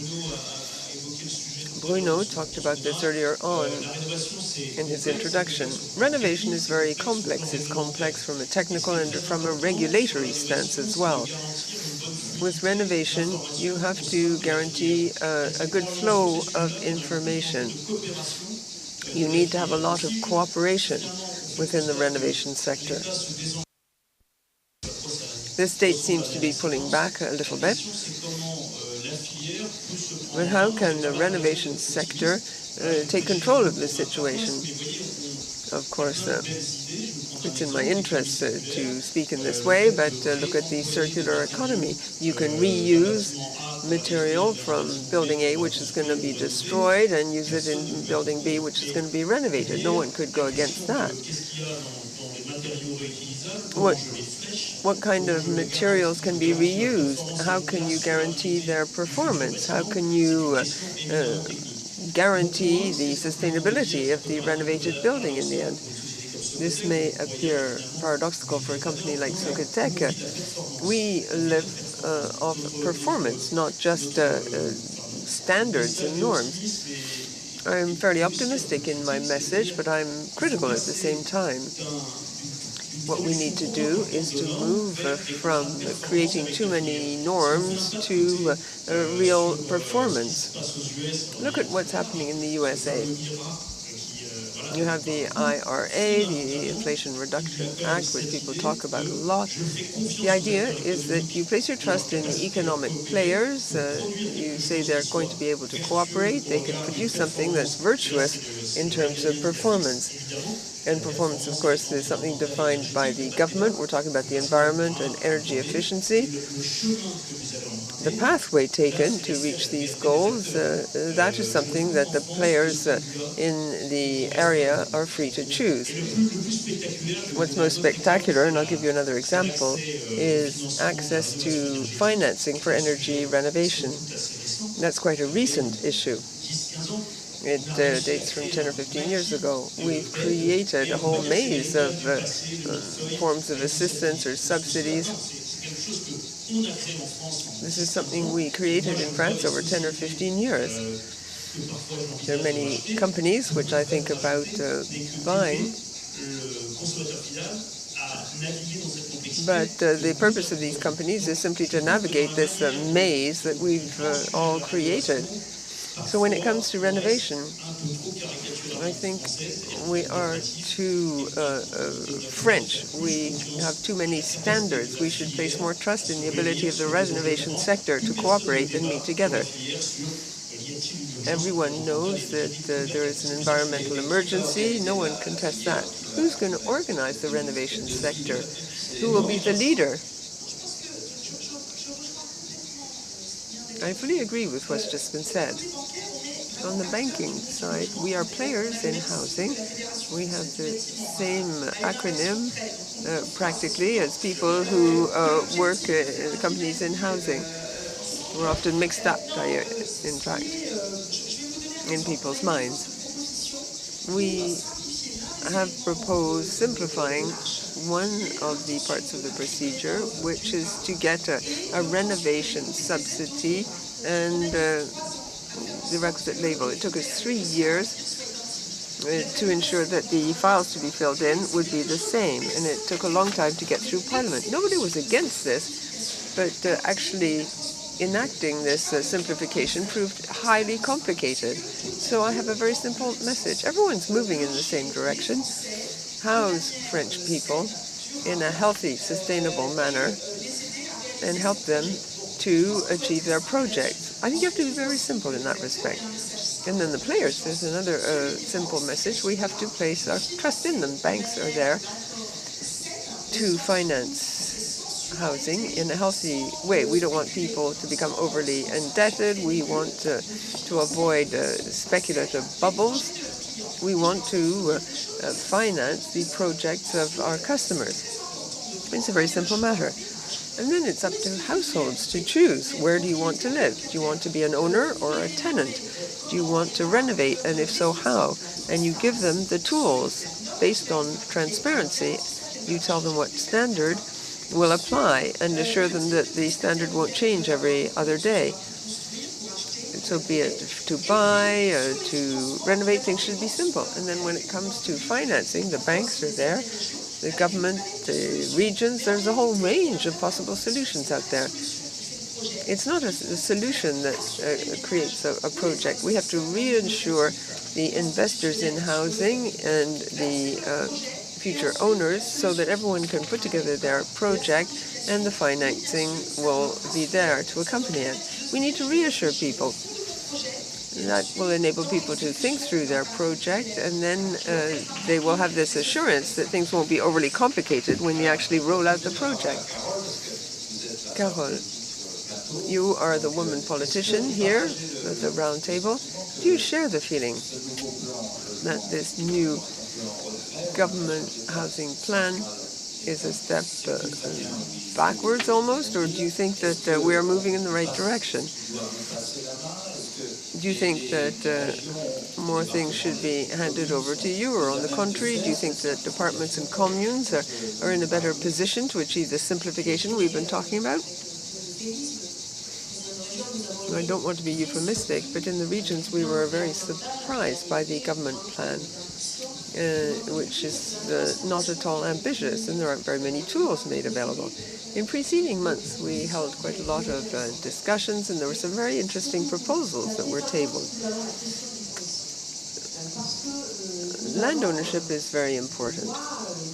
We have a special law according to which we must be able to welcome people and create jobs by building housing. And what we asked was to have far more efficient tools in the state entities that deal with land and planning. You have local entities, intercommunal entities, government entities, and in the region we have to apply this law to ensure that towns don't become concrete jungles. France is incredibly technocratic, and things aren't practical. When it comes to steering land development, it's the regions that should be in charge. We are in charge of housing, we do a lot in the economic area, and also we're very active in training. Housing is necessary for jobs, for reindustrialization, in order to work from home. It's important in terms of apprenticeship, too. If we want to develop apprenticeship, young people must be able to find housing when they go somewhere in the country to become an apprentice. So regions, together with state entities that deal with land and urban development, they must work together. There's a lot of assistance available, but it's a real maze for a private individual to be able to renovate housing. It's incredibly complicated. We need to simplify things. There should be a single wicket. There are a lot of good intentions, but in fact, things don't work very well. The single wicket doesn't really exist in France. There are any number of subsidies that have been voted in, but which are not used. I think also that we should realize that with inflation and interest rates which are rising, there are more and more financial difficulties for households. They need to be able to get the subsidies well beforehand, and we advance these subsidies in our region to the individuals. We advance 30 to 40% of the price of the work, but even with that, a lot of households are still unable to begin renovation. Now, in terms of energy performance and standards, we have to be flexible. We have to put our trust in construction professionals, and construction techniques that are innovative should be used, either by using certain materials like wood and stone. We need like in other countries, to have water circuits in new buildings, in collective housing units. We need to have these new water circuits. So we have the land issue, the regions, simplify this matter of a single wicket for subsidies, advanced subsidies for the poorest households, attain goals in terms of energy performance. We need to take account of new techniques in building and the various modes of energy consumption. Energy consumption should be lower, water consumption as well. It should be different. You need to have two water circuits, for example, so you can reuse certain kinds of wastewaters. Thank you very much.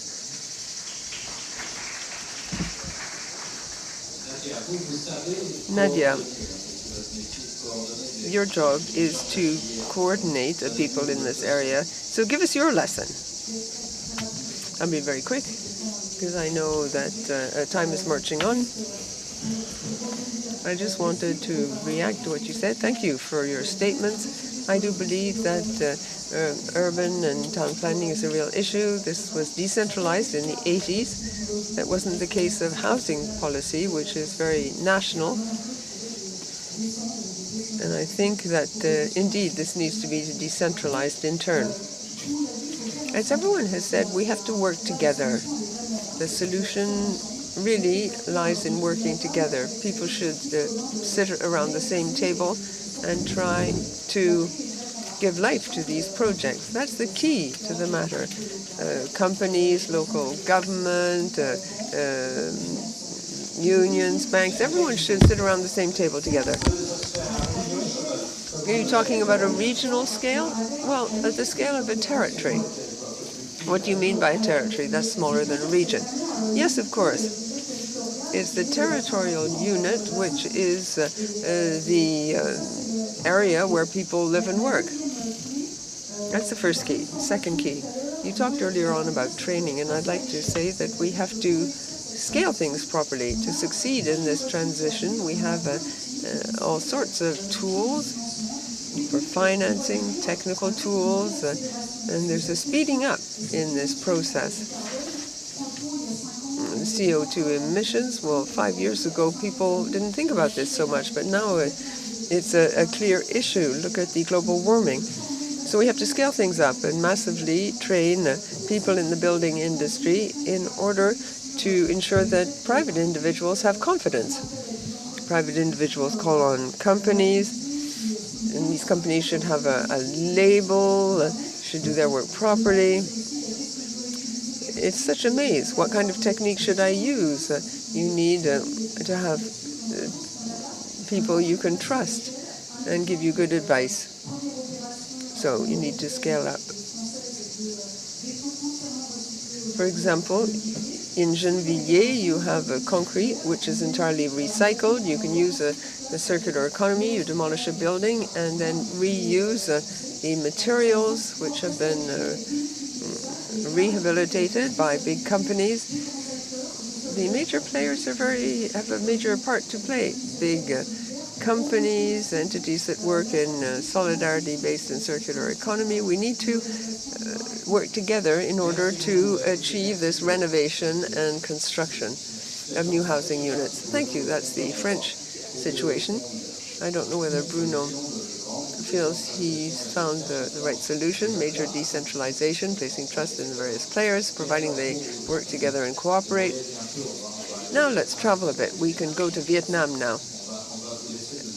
And you can tell us about the situation in Vietnam. That will take us back a little bit because Vietnam, well, I asked some questions to Thanh earlier on. 100 million people now.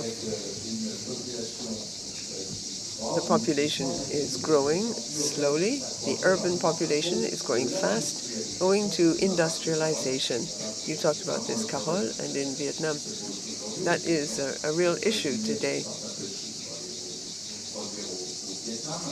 A lot of people produce their goods in Vietnam, so tell us all about it. How is the country going to welcome this rural migration and build housing? in the hope that these housing units will be a bit more beautiful than what we did in France in 1945. Perhaps China has been doing this for the past 20 years, in fact. What about you? You want things to be sustainable, environmentally friendly, while being beautiful, handsome, and these new constructions should be in large numbers. The housing policy in France, I guess it's not so much different, because in Vietnam, actually, we do look to learn from the French experience. So Nadia mentioned social housing policy. In Vietnam, we have exactly the same thing. We call it exactly social housing. But for many years, it was neglected by the local authority, because the view was that we have been doing great. We are benefiting from globalization, from foreign direct investments, and it's great to have inflows of migrant workers from rural areas to urban areas. But the policy focus is not to consider them as permanent residents. The focus is on supporting the middle class and the upper middle class with the housing policy. But all that changed because of the COVID pandemic. So through COVID, what happened was the poor housing conditions suffered by the migrant workers, right, became very explicit, right? The media reported that actually the areas with the highest incidence of COVID was in the migrant workers areas because of poor housing conditions. And that led to a public outcry in 2021 and forced both the central government and provincial governments to change policy, to map out a comprehensively new social housing policy aimed at supporting migrant workers.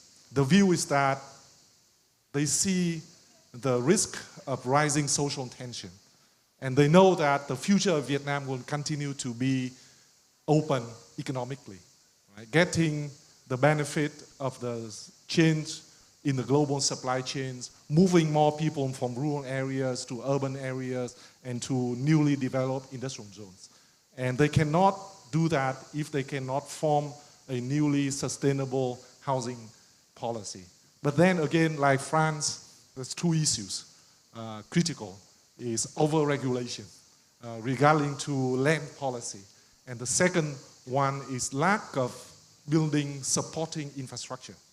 So in the new policy, the first one area is over-regulation. What they do is, of course, the traditionally increased decentralization. Like Carole said, moving more power to provincial authorities. So what they adopt in Vietnam is we call one-stop shopping. So designated a local government agency who has the power to approve housing projects. So property developers and construction companies, you have to go to that one office for permits and inspection and everything, right? So in the short term, while you cannot change existing regulation, but you designate one government agency to support in terms of permits to the developers. The second one is the lack of supporting infrastructure, particularly because in Vietnam, we basically doing everything new, right? There's not a lot of renovation, but more of building new housing policy. And the challenge is to take advantage of the green policy of renewable energy in building supporting infrastructure for the new housing project. But on the one hand, the government is unable to adopt innovative infrastructure developments. The private sector it's too costly to do that.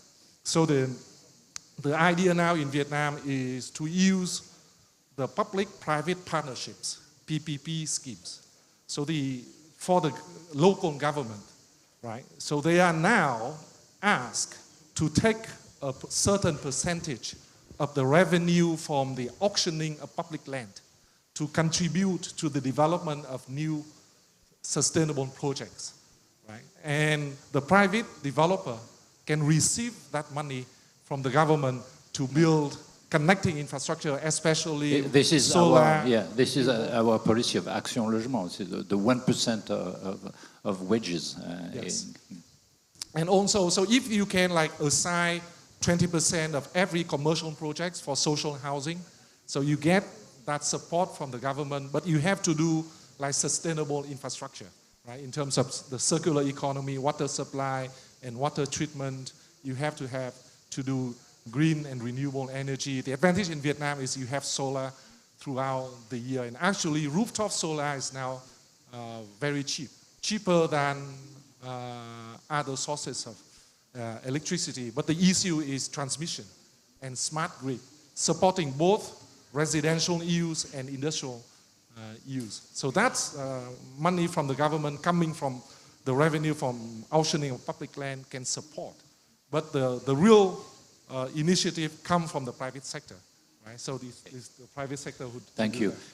Thanh, you know, you studied in America, you know all many countries. Have you seen somewhere a beautiful policy in that sector? Is it a model for you somewhere?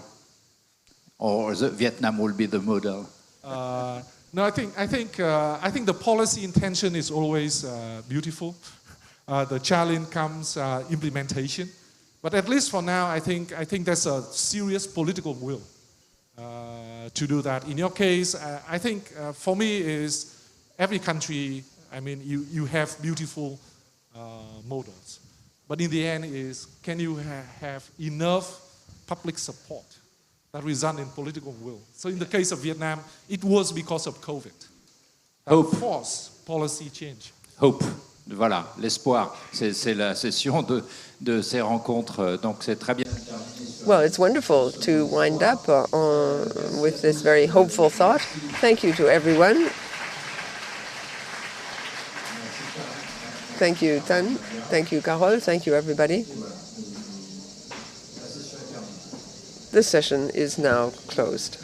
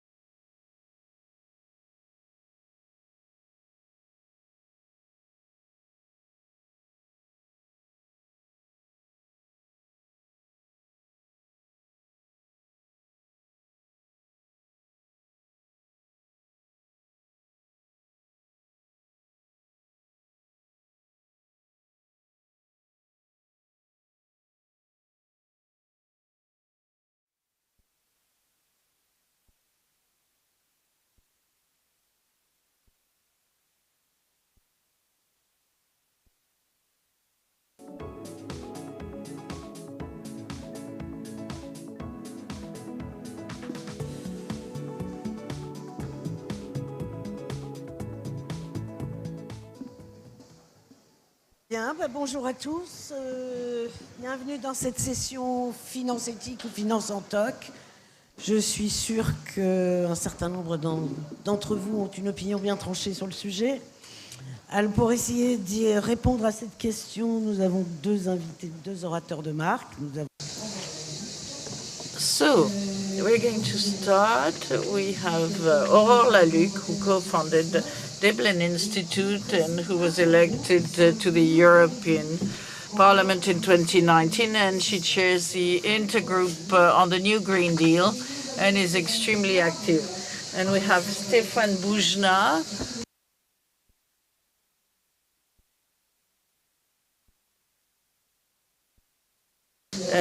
he's a European. Euronext has grown since he became chairman of Euronext. It's a quotation platform, and it enabled Euronext to become the first quotation platform in Europe. Ethical finance or not. Up till now, the real concern was to fund the real economy, and we were worried about the weight of the financial sphere versus the real economy. And then it was decided that some investments were really absolutely necessary, but that their profitability was a very long-term one. And then we got the dictature of return on equity. So this issue of ethical finance is going to have to be simplified. Finance should not lack morality and should. So we're going to continue with the moral dimension of this discussion, as this is an economic meeting and not a philosophical one. And we have no time to talk about the non-ethical behaviors of financial or non-financial stakeholders. Today we're going to focus on the inclusion of extra financial criteria in the decision-making process of stakeholders. This issue has developed a lot over time. In the last century, it appeared with the principle of exclusion. Some investment had to be excluded, or with the topic of social responsibility, which appeared in the mid-20th century. Very famous economist talked a lot about that. I'm talking about Milton Friedman, for whom the sole social responsibility of a company was to its shareholders. So that was clear. Then with the year 2000, the concept evolved. We saw the notion of sustainable investment and or responsible investment, and with time came sustainable investment, with the factoring in of three main criteria: the famous environmental, social, and governance criteria. Each group of criterion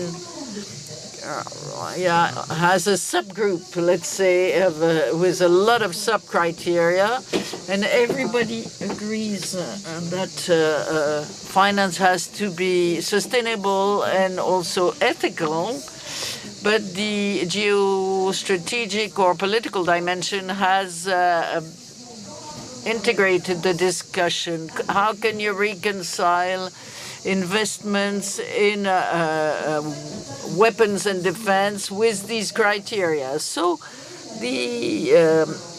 it is an extremely complicated situation, and the problems of some companies are problems. We have Wirecard in Germany, the the cryptos, empty shells such as SPACs. The list could be long, but it would be a pity to only think about this list, because nevertheless, probably due to the regulations, there has been an improvement in the type of investments to make finance a bit more sustainable. So my question to the two speakers, what is your definition of an ethical finance, and what is your opinion about the present situation? Stéphane.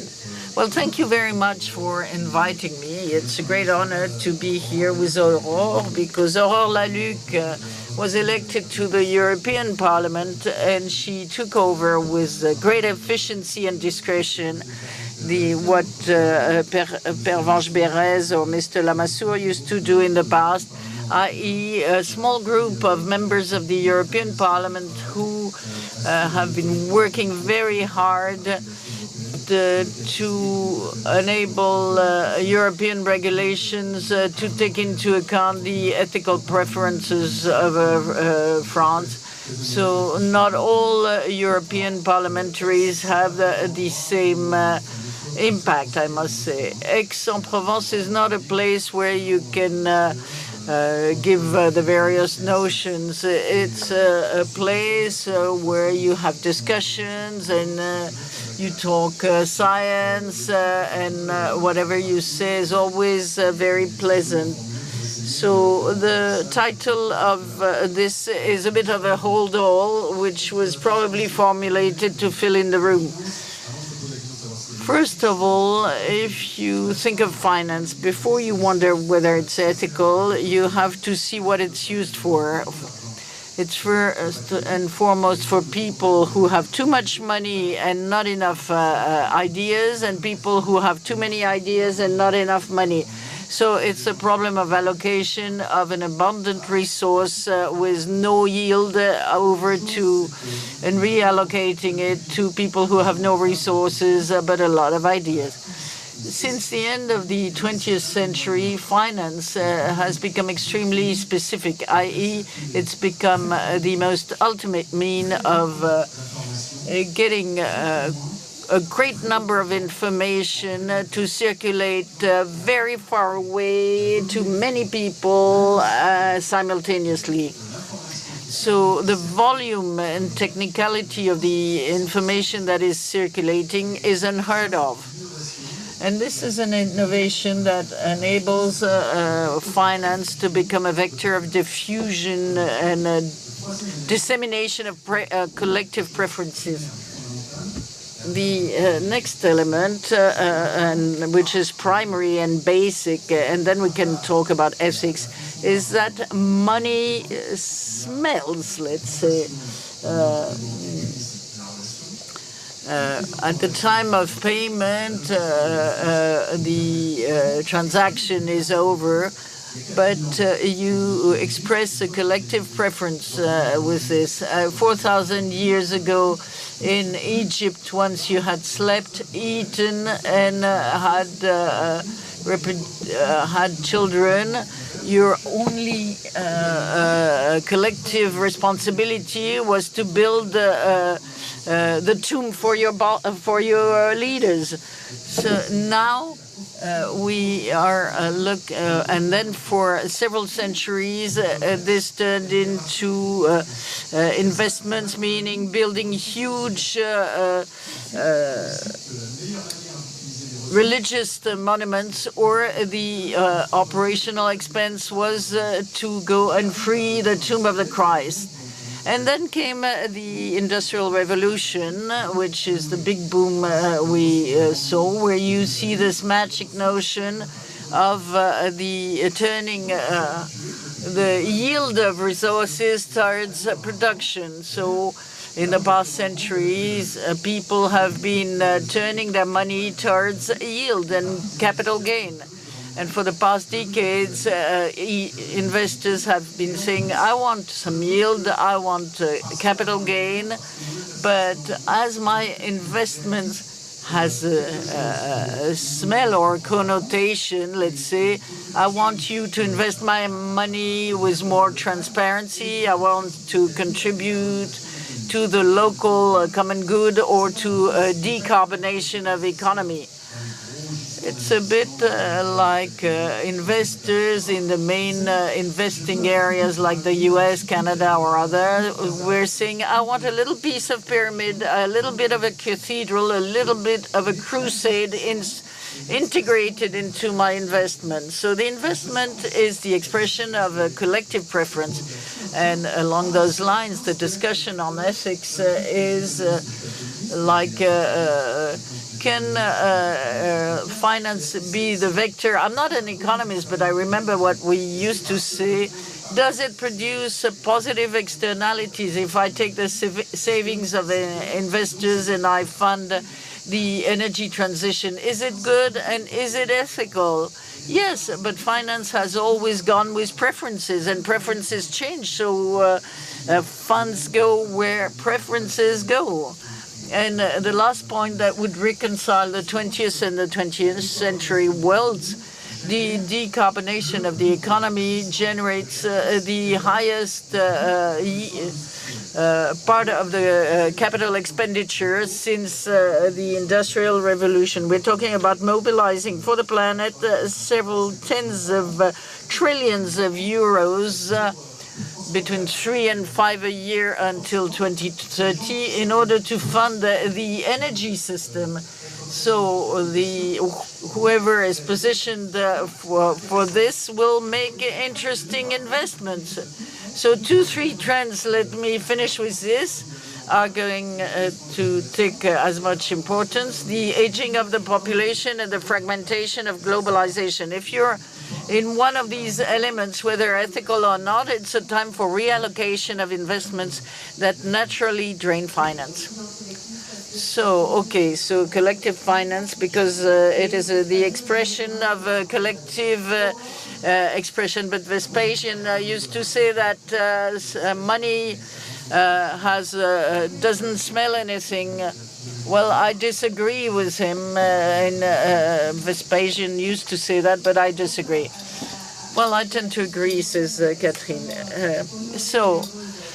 Hello, everyone. I'm extremely honored and happy to be here with you and with Stéphane for the many reasons you just heard.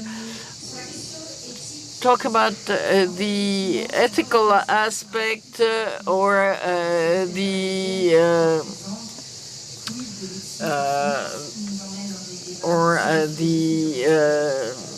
phony aspect, let's say. As we've said for a long time, we're going to end up with Spinoza, Aristotle, and lots of ideas that lead you to almost nothing. But if you talk about ethics in finance, do we talk about Quakers? Do we talk about Islamic findings? What do we talk about? It's the best way to dry up the discussion. The discussion is dead before you even start it. If you start looking at the very wide issue of ethical finance. In fact, in many sectors, you tend to reorient the discussion. For example, for agriculture, you have organic agriculture with a rather specific list of specs. And in trade also, you do fair trade with a precise list of specs. So this represents the added value and soul to that. Today we talk about finance. So there's a lot of innovations to get responsible investments, green finance. And as long as you have initiatives like that, you have good and bad. Some people will tell you green finance is greenwashing. Others will say it's the miracle solution to all issues.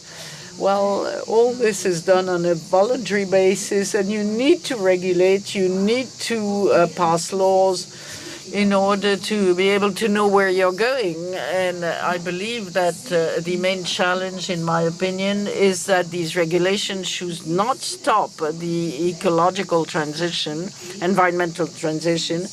And the management of assets, in my opinion, is one of the smallest issues we'll have to face.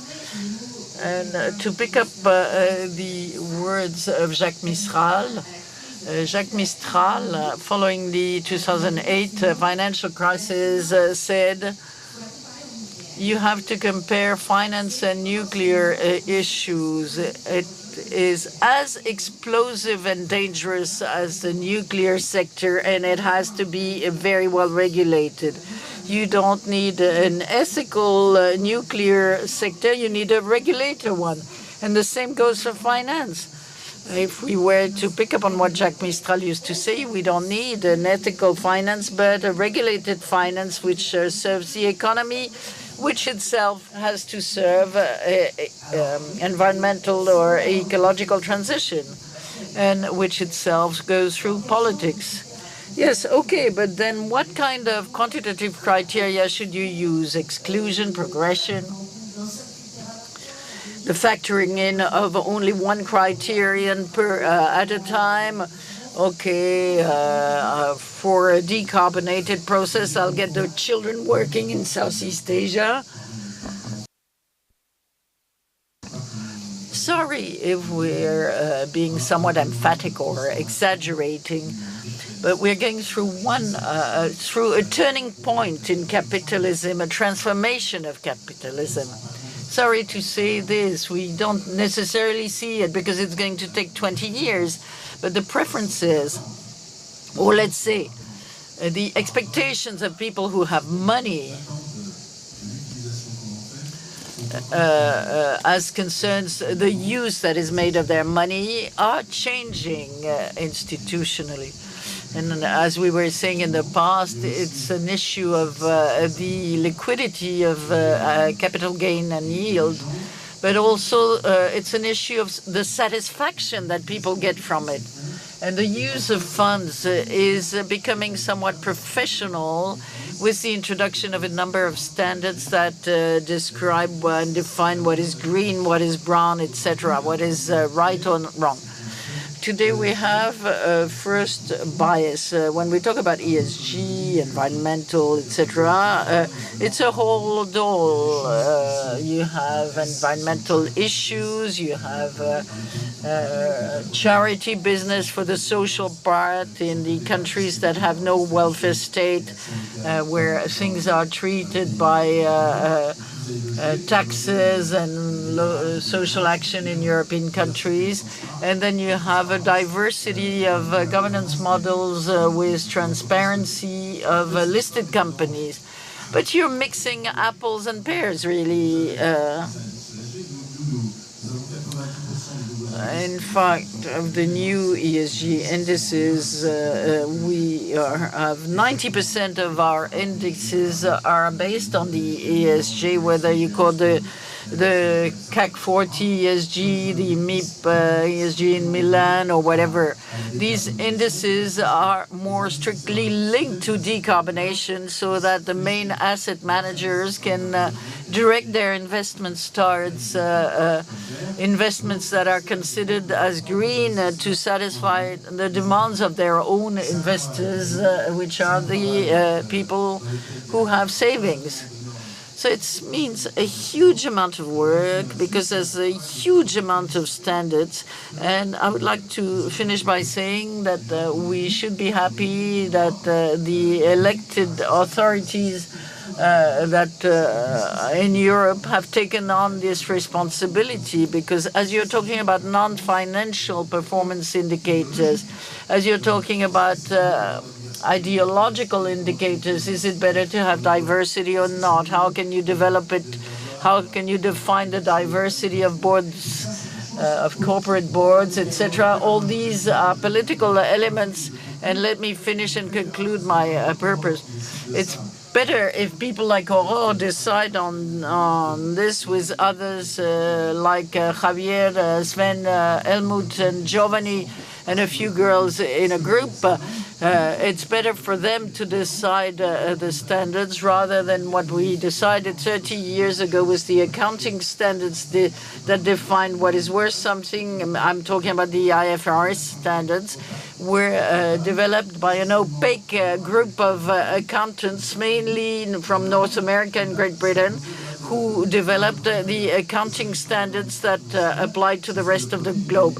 So I prefer for my financial standards to be the result of the political deliberations expressing the value system of Europe. And this is the way we're heading. Well, I cannot but agree with what was just said. What we tried to do at European level was to understand what was happening. In order to carry out the ecological transition, we needed to identify elements, to introduce transparency in order to see the evolution, which is why a rather heavy group of laws was introduced. But we're going to improve it and sort of simplify it. So you had the taxonomy, which was very much spoken about to classify the activities. We have also a group of laws on sustainable finance with Article 6, 8, and 9 to define what is good, what is not good, what is doesn't do anything as far as the environment, doesn't have any impact on the environment. And this is the basis of the conflict with the U.S. We have a conflict with the U.S. on the issue of materiality, because what we're interested in at European level is to understand the impact not only of climate change on companies, but also the impact of companies on environmental issues. It's a dual materiality. It's not only the financial aspect. We're interested in the whole thing. And it is true that we have an open conflict with the Americans on that. We're also working on the ESG criteria with a new legislative text that will be suggested by the European Commission. Why? Because some texts are include a lot of things. We need to know how the ESG criteria are defined. We need to know the method. We need them not to be replaceable by each other, and otherwise you add apples and pears. You end up with scandals like Orpea. You need to get rid of an approach like the best-in-class approach, because sometimes the best of the worst is still not very nice. So we are going to work on the ESG criteria at European level very soon in order to clarify all that and to have a more real ecological transition. Yes, absolutely, we need regulation. There are about 250 regulatory authorities taking care of extra financial criteria, 450 environmental labels, 80 reporting initiatives. And when you look at the reports of companies, whether financial or not, like that of Euronext, about half are based on the extra financial objectives in the daily activity of the company, which is a bit worrying, because when you have too many standards, you have a problem. And there's a real strategic issue between Europe and the US. And to conclude the session, I'd like to know if we have any hope. Would we say that for once the Europeans are going to take the lead and with their own standards? And the answer is yes, because we're here to make sure that things happen. We're in the midst of a process. There will be some decanting, but those who are most determined, like the European Parliament, will impose before others standards before the US companies. I would like to talk about the ESG criteria. We have won the battle up till now as concerns dissuasion. The companies that contribute to dissuasion in France are eligible for ESG criteria. Kroc has decided to do the same in the US, because something that was true before the Ukrainian war, but even more true now. In France, if we want to have the Rencontres Économiques, Mediapart, judges that are paying, if we want to have all that, we need nuclear dissuasion, we need to have special forces to go to Sahel, and a number of tools of anticipation and intelligence that are extremely costly. And obviously, this system of security and defense must be part of our living system and of the feasibility of the ESG criteria. And a number of our European neighbors that didn't have this tradition are admitting this now. Oh, yes, it's true. There's really a huge number of standards. Yes, it's a pain to have to report. But I believe that climate change represents much more constraints and is more difficult to manage than the reporting. It's true that we don't always have the best legislative text. Second thing, you'll have to pick your side. We are in a very tense political situation. We don't know who will be elected in the US. We don't know what China is going to do. And we need all the European actors to be behind us. We'll try to protect them as best we can at federal level in Europe. And we'll have to protect even more those who are heading in the right direction financially. Some financial actors like BlackRock are accused of wokeism in the US because they're including the ESG criteria. And in Europe, they're considered as the big bad wolf because they participate in the pollution of our planet. So at European level, at one point, we'll have to show our strengths at one point and show our teeth, so to say, to defend our industry and apply sovereignty. So neither ethical nor phony finance, but tactical finance.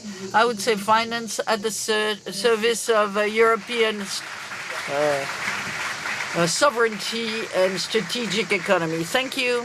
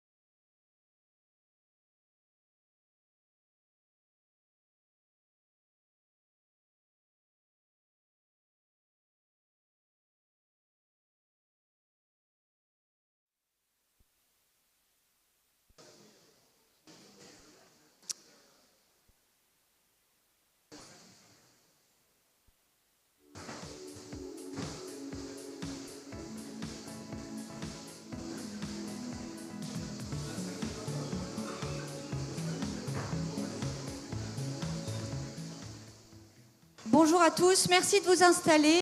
Please take your seats. Thank you for being here this morning for this round table. I know it's extremely hot in this room, but you'll see. I'm sure we'll manage to hold a discussion. I have lots of wonderful guests here to talk about poverty and the fight against poverty. We have a lovely panel with Stéphane Carcillo, who's a member of the Cercle des Économistes. The question is to see how we can eliminate poverty. We have any number of experiences and testimonials from other countries. We have a panel which is very diverse. How can one eliminate poverty? What are the state policies? We talk about this a lot in France. How can we get the right benefits to the right people? What are the levers we can use? I'll introduce people quickly. Stéphane Carcillo, who's an economist with the Cercle des Économistes. He also works for OECD. He was an economist for IMF, and he's worked in a certain number of ministries. He's very familiar with employment policy. Next to him, we have Carole Al-Sharabati, who's research director at Surin Associates, professor at Beirut University. You can tell us what's happening in Lebanon, for example. Thierry Baudet, president of CISA, which is the Economic, Social, and Environmental Council, which brings together a certain number of stakeholders like trade unions and representatives of employers. Adrien Chaboche, General Delegate at Emmaüs International. Emmaüs, of course, is a community created by Abbé Pierre about 70 years ago. Velia Vidal is a writer and a social entrepreneur. As you can see, we'll be able to start the discussion. Please take your seats. And Stéphane, maybe we could start by talking about poverty in France. What are we talking about, 9 or 10 million people? Well, thank you, Fanny. I will try and give an introduction to set a frame for the discussion without giving you too many figures. Poverty in France, well, it depends on your criterion. It's relative poverty. Poverty is defined compared with average revenue. People are poor if they're under 50 or 60% of the average income. 60%, that's an income of 1,100 euros for one person alone. Of course, when you have children, you get much more money. The RSA for a single person is 600 euros today, so that doesn't fill in the gap between 600 and the poverty threshold. It can increase a lot with people who have children, but the needs are much greater, of course, when you have children. To combat poverty, the first idea one could have is that you need to increase welfare benefits. We could increase benefits and get more people out of a state of poverty. But hardly any countries do this, not even the northern countries, which are the models for fighting poverty. Why? Because there has to be an instigation to get back to work. Work has to pay enough compared with being unemployed. You have poor people who can work, for example. What's difficult when combating poverty is to give enough resources to those who, for various reasons, cannot find another job. You need to increase the support for people like that. Whatever the case may be, these people won't be able to work because they're handicapped, they're too old, you have psychological problems, there's a child minding problems. You give a minimum to people who can work to encourage them to take up a new job.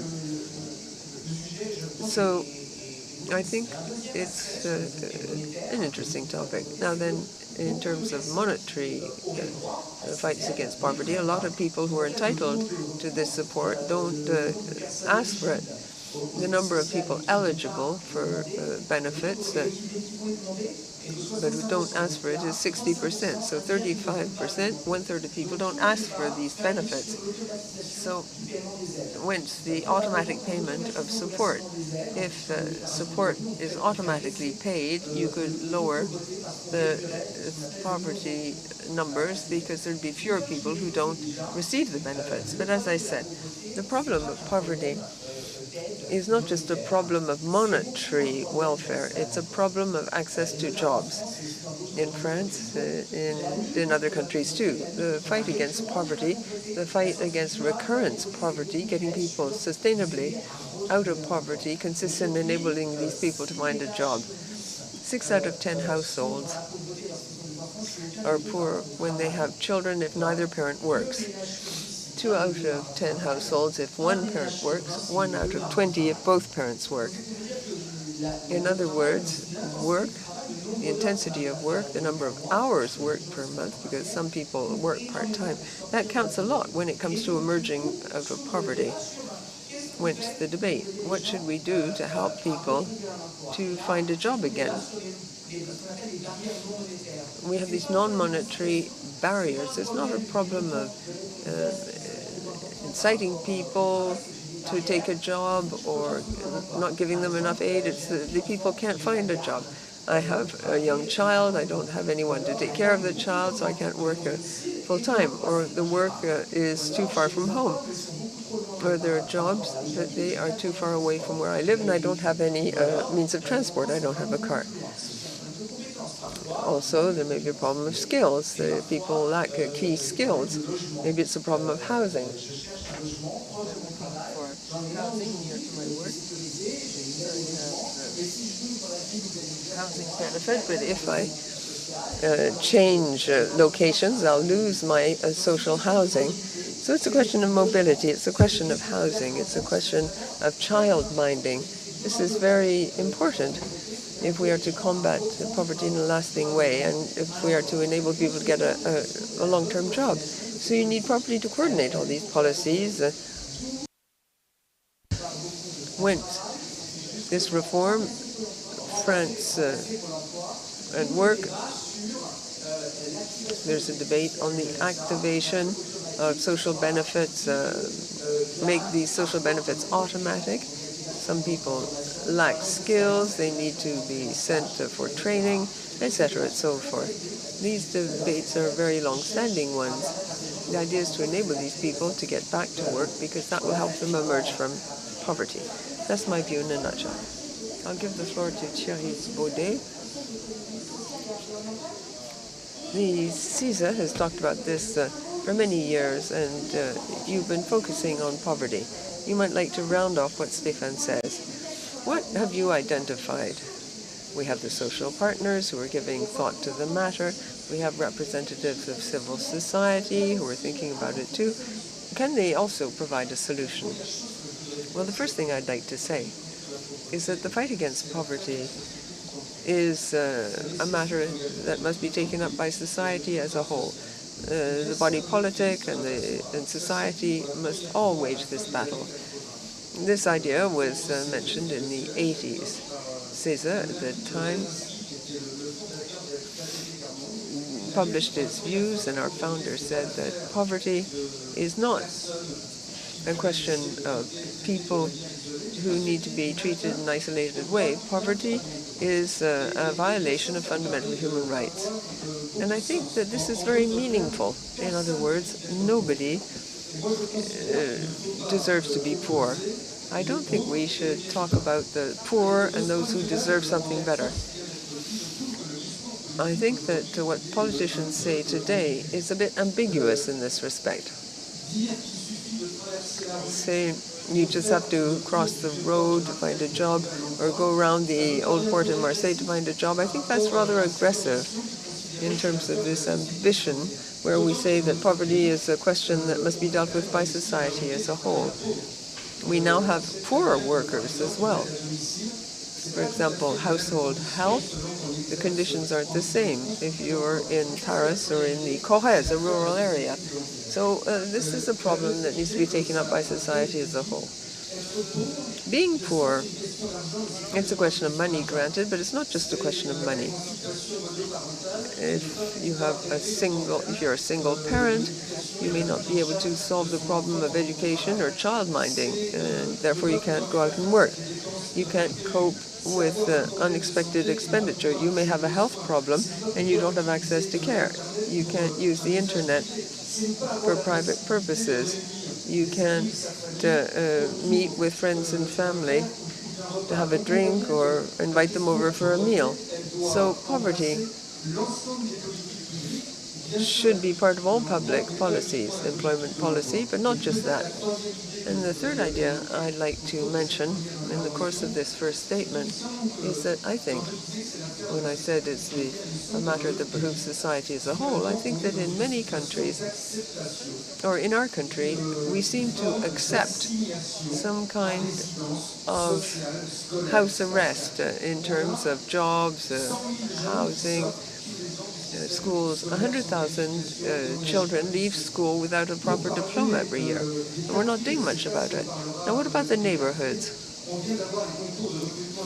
We've just tried to recruit teachers, and we can't recruit enough teachers in sectors where there's in big cities. If you look at the Seine-Saint-Denis, with the teachers who aren't being replaced, between the beginning and ending of school going, because there is a lack of teachers, children miss out on a full year of schooling. So we need to combat poverty, and I think the whole of society should be engaged in order to enable people to lead a decent life.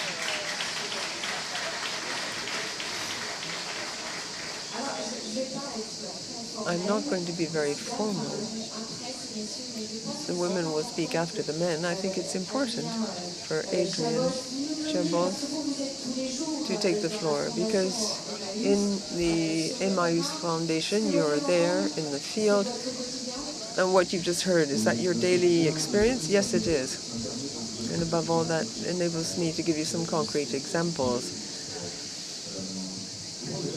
Let me take the case of a person who's an Emmaüs companion at present. This person is self-employed in building, earns his living, about 9,000 euros a year.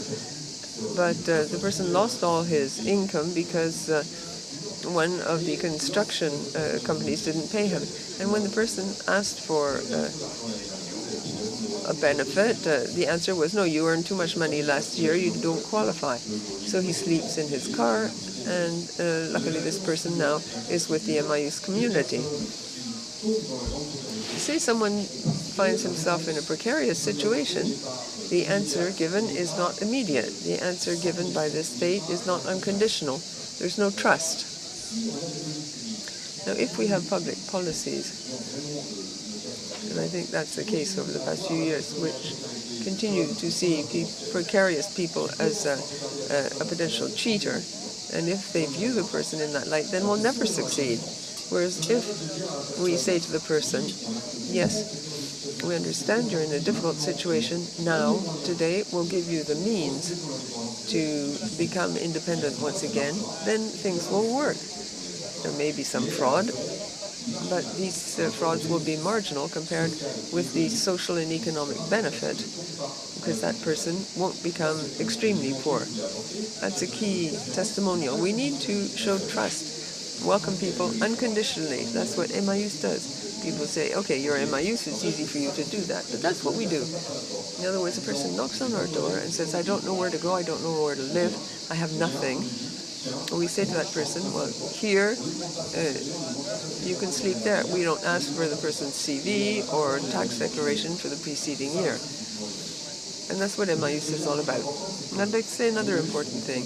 At Emmaüs, we really believe that work is a source of dignity.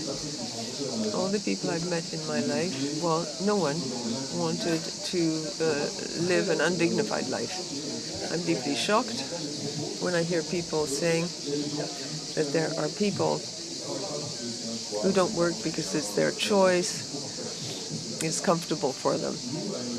At Emmaüs, we believe this is not true. People want to have dignity. People want to live off their work. And that's why we propose truly solidarity-based economic activity, it's not a question of just distributing economic benefits. You need to create local job opportunities which will enable people to work and do some meaningful work, because that also is important. You want to live off your work, but you don't want to work to live. It's not the same thing. Creating an economic activity can have a great local impact, and that's the kind of thing we need to develop, in my view. Yes, indeed. Work, the way you view these people, Thierry Bonnet, you talk about social acceptability. I'd like to ask this question. We're very fortunate here to have a very diverse audience. I'd like to ask the question to Velia Vidal. How do things work in your country? You're a writer, a social entrepreneur. How do you view poor people? Do you get used to poverty more in your country than in Europe, for example? For those who need translation, please take headsets. I'll be speaking Spanish, so the time has come to take up your headsets. Yeah. Well, first of all, good morning. I'm very happy to be here with you today. Thank you very much for the invitation.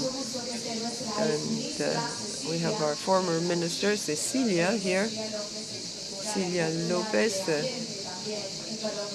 was the former Minister of the Environment in Colombia. I've been in London for the past 3 months, and so I have been learning English for about 40 years. I go to a school where most of my companions are very young. They're about 20 years old, 18 or 19. There are French people, Germans, Italians, and people from a number of countries in the Arabian Peninsula. There are also Japanese, Chinese, and people from the Far East. In one of the first classes, we looked at economic terms and poverty. At the time when we were explained what poverty was all about, and people said, well, these are really, really poor people, and a lot of people said, no, that doesn't comply, that definition, with what these people are.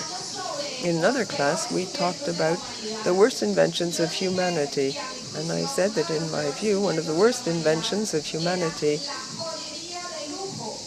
was the luxury industry, diamonds, gold, and my companions said, well, what's bad about that?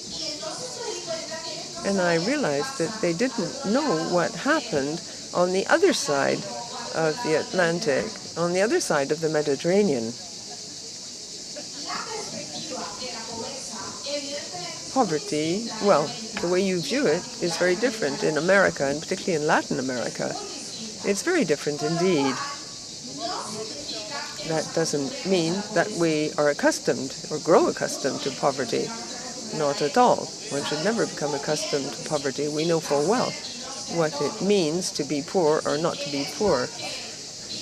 The fact that we live in a given region. Well, I come from the Pacific coast of Colombia, and there are other people from different regions. There's one of the very biodiverse regions in the world, but one of the particular traits is that in Latin America in particular, we have the greatest density of African people. Over 80% of the population is black.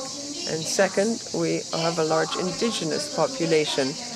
Numerically speaking, in Brazil, they are more numerous, but there are no other places, no other cities with such a density of Afro-Indigenous populations. The percentage is extremely high where I live. And also, we suffer from a multidimensional poverty. We are perhaps the most poor in Colombia.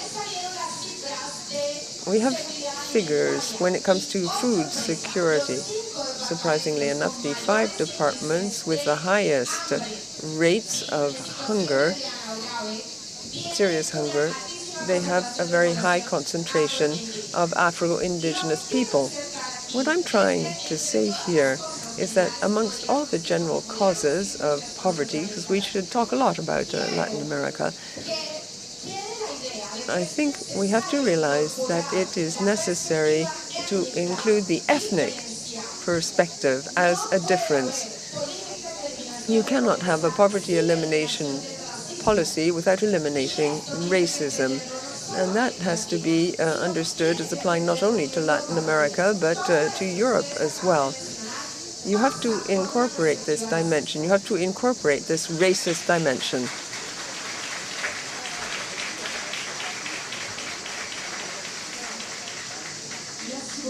Thank you very much.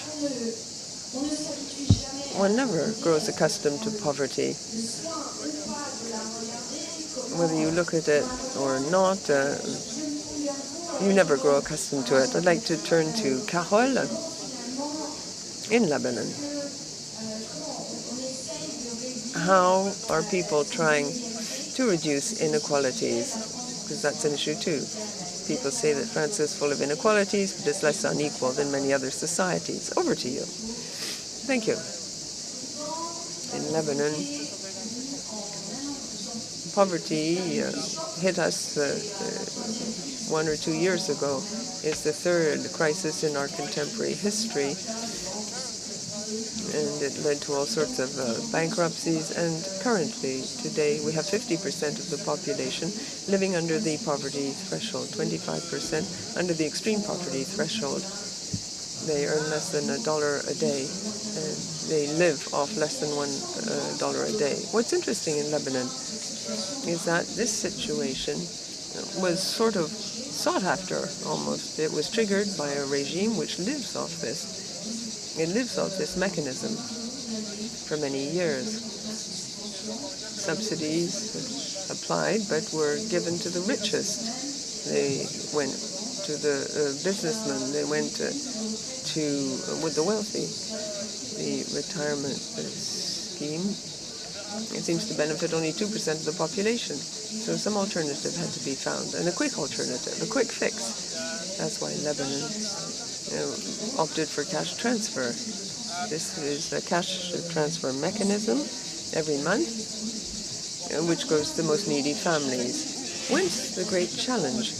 In a corrupt country, which is on the verge of bankruptcy, there's no state apparatus per se. How can you get the money to those who need it most? The challenge was huge because there were elections underway, and during elections people buy votes. It's at that time that a group of young people decided to bring together modern technical means, and they set up a digital system which has digitized the entire supply chain for distributing benefits to the poor. It starts with outreach and selects the people, filters them, household poverty is measured, and then payments are received. This system has become totally automatic. We use prediction models which enable us to assess the degree of poverty of individuals and households. And in the space of just 6 weeks, they thus managed to include 100,000 people in the program. Another 100,000 will soon be joining in the months to come. What's interesting here is that combating poverty in Lebanon consisted in combating a corrupt regime which feeds on poverty. A new social category, young people who were completely outside the decision-making circle, infiltrated, so to speak, the system and state institutions using new means, which successfully skirted the official system, and young people thus were able to enter into play. So that links up with the theme here, hope. There's a huge hope because the young people bring tech, bring artificial intelligence, and this helps us to settle the problem of poverty. Technology, therefore, used to reduce poverty. Maybe we could go back to this topic. There are a number of obstacles that need to be overcome. You gave one possible solution, which gives rise to a lot of hope, and that's the theme of the Rencontres this year. What are the other solutions, perhaps, that one could envisage? even in our country. Stéphane earlier on explained that an experience was underway because there are a lot of people who don't ask for support or benefits. People don't get these benefits. They don't ask these basic benefits. Yes, the government has said it will look into the matter. Stéphane, is this what we've just heard, a positive potential solution? I think automatic welfare payment based on income is a very good solution. We now have the IT tools in France. We have the infrastructure that would enable us to do it. And we didn't used to have this infrastructure, and I believe that will be very beneficial when it comes to helping those people who have a sudden loss of income. It's a bit like what you were saying, in that we're working in the right direction. So technology can help us to target the right people at the right time. I believe that this is not sufficient, however. Paying out a benefit and saying, well, there, I've given you this benefit, that's enough. Well, I don't think that is sufficient. The experience of less developed countries than France, which give benefits, is very interesting. Lebanon, for example, Colombia, Mexico, and Brazil. It's very interesting to see what these countries are doing. There's a human presence in the cities, in the neighborhoods, in these countries, which have a lot of poverty. The idea is to identify the obstacles, what prevents people emerging from poverty, family by family, house by house. There are actual visits. In Mexico, for example, people go from house to house and they have a tablet in order to evaluate the situation. And the idea is to provide really targeted assistance based on the obstacles that have been identified. There are a lot of things you don't actually see, but if you're there on the spot, you realize that people are in abject poverty, or they have material difficulties, or on the contrary, they have just passing difficulties, temporary ones. So in addition to what you talked about, making benefit payment automatic, we need to have an integrated service to help poor households, particularly poor households with children, and single-parent households in France in particular. This is the population where France is not doing very well.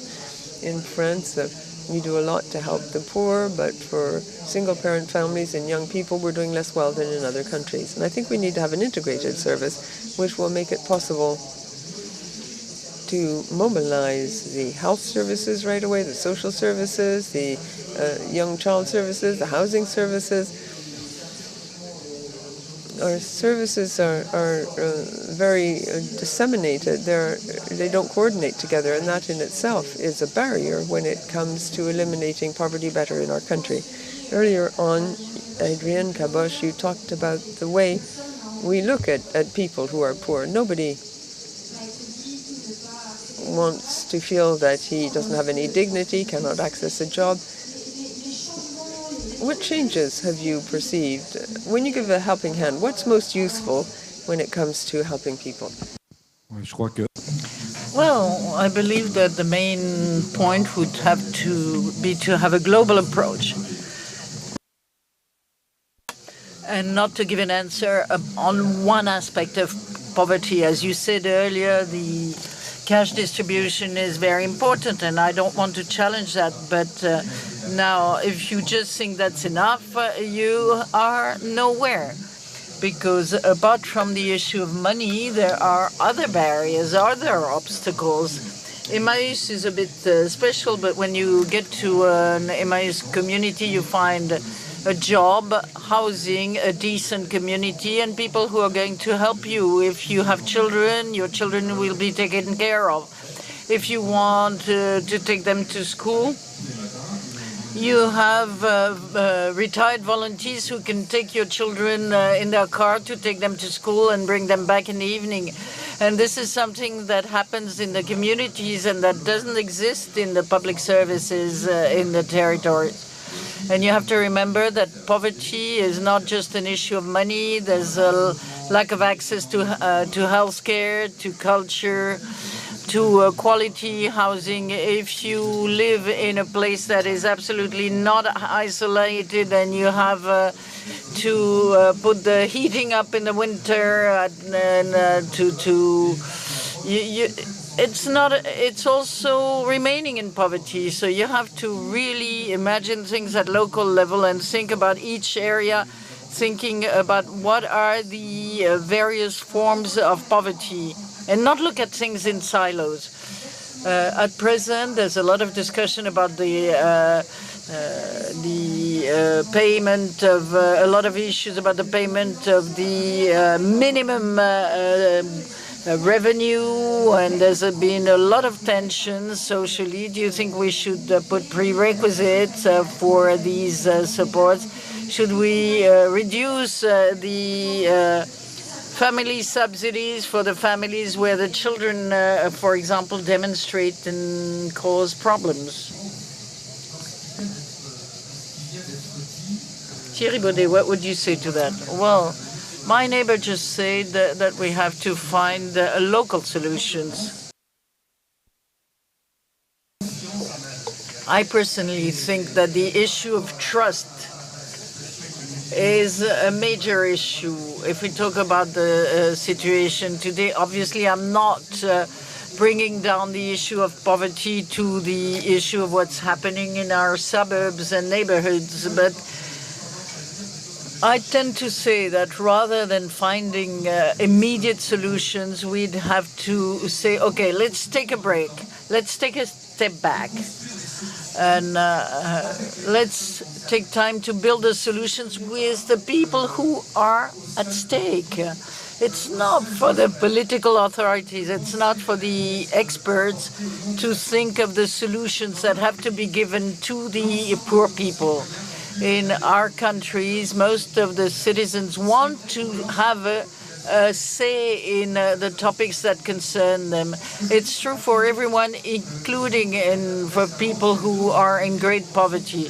Recently, in our council, we organized a citizen convention on the end of life with 125 people being drawn. And we made sure that several people in situation of great poverty were able to participate in the work. And when you create the right conditions, you realize that everyone, including poor people, can have a pertinent say and can be an actor in the topics that concern them. And this is very important. And when I was saying that we should take a step back or take a break, I may somewhat be provocative, but what I feel is that we've reached the limits of all these public policies that are aimed at reacting to a crisis or reacting to an immediate and burning issue. You have to have a long-term policy, starting by associating the people who are concerned. It's an act of trust. One of the forms of poverty is also when people show you every day that your word doesn't mean anything. You have to show these people that their word counts.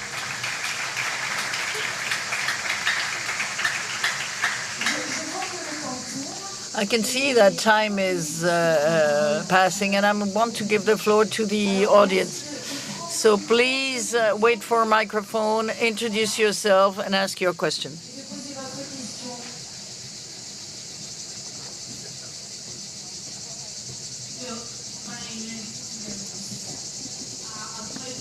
English. Following what my colleague from Colombia said, I just want to pose a question. Why poverty and inequality have disappeared from the sustainable development debate?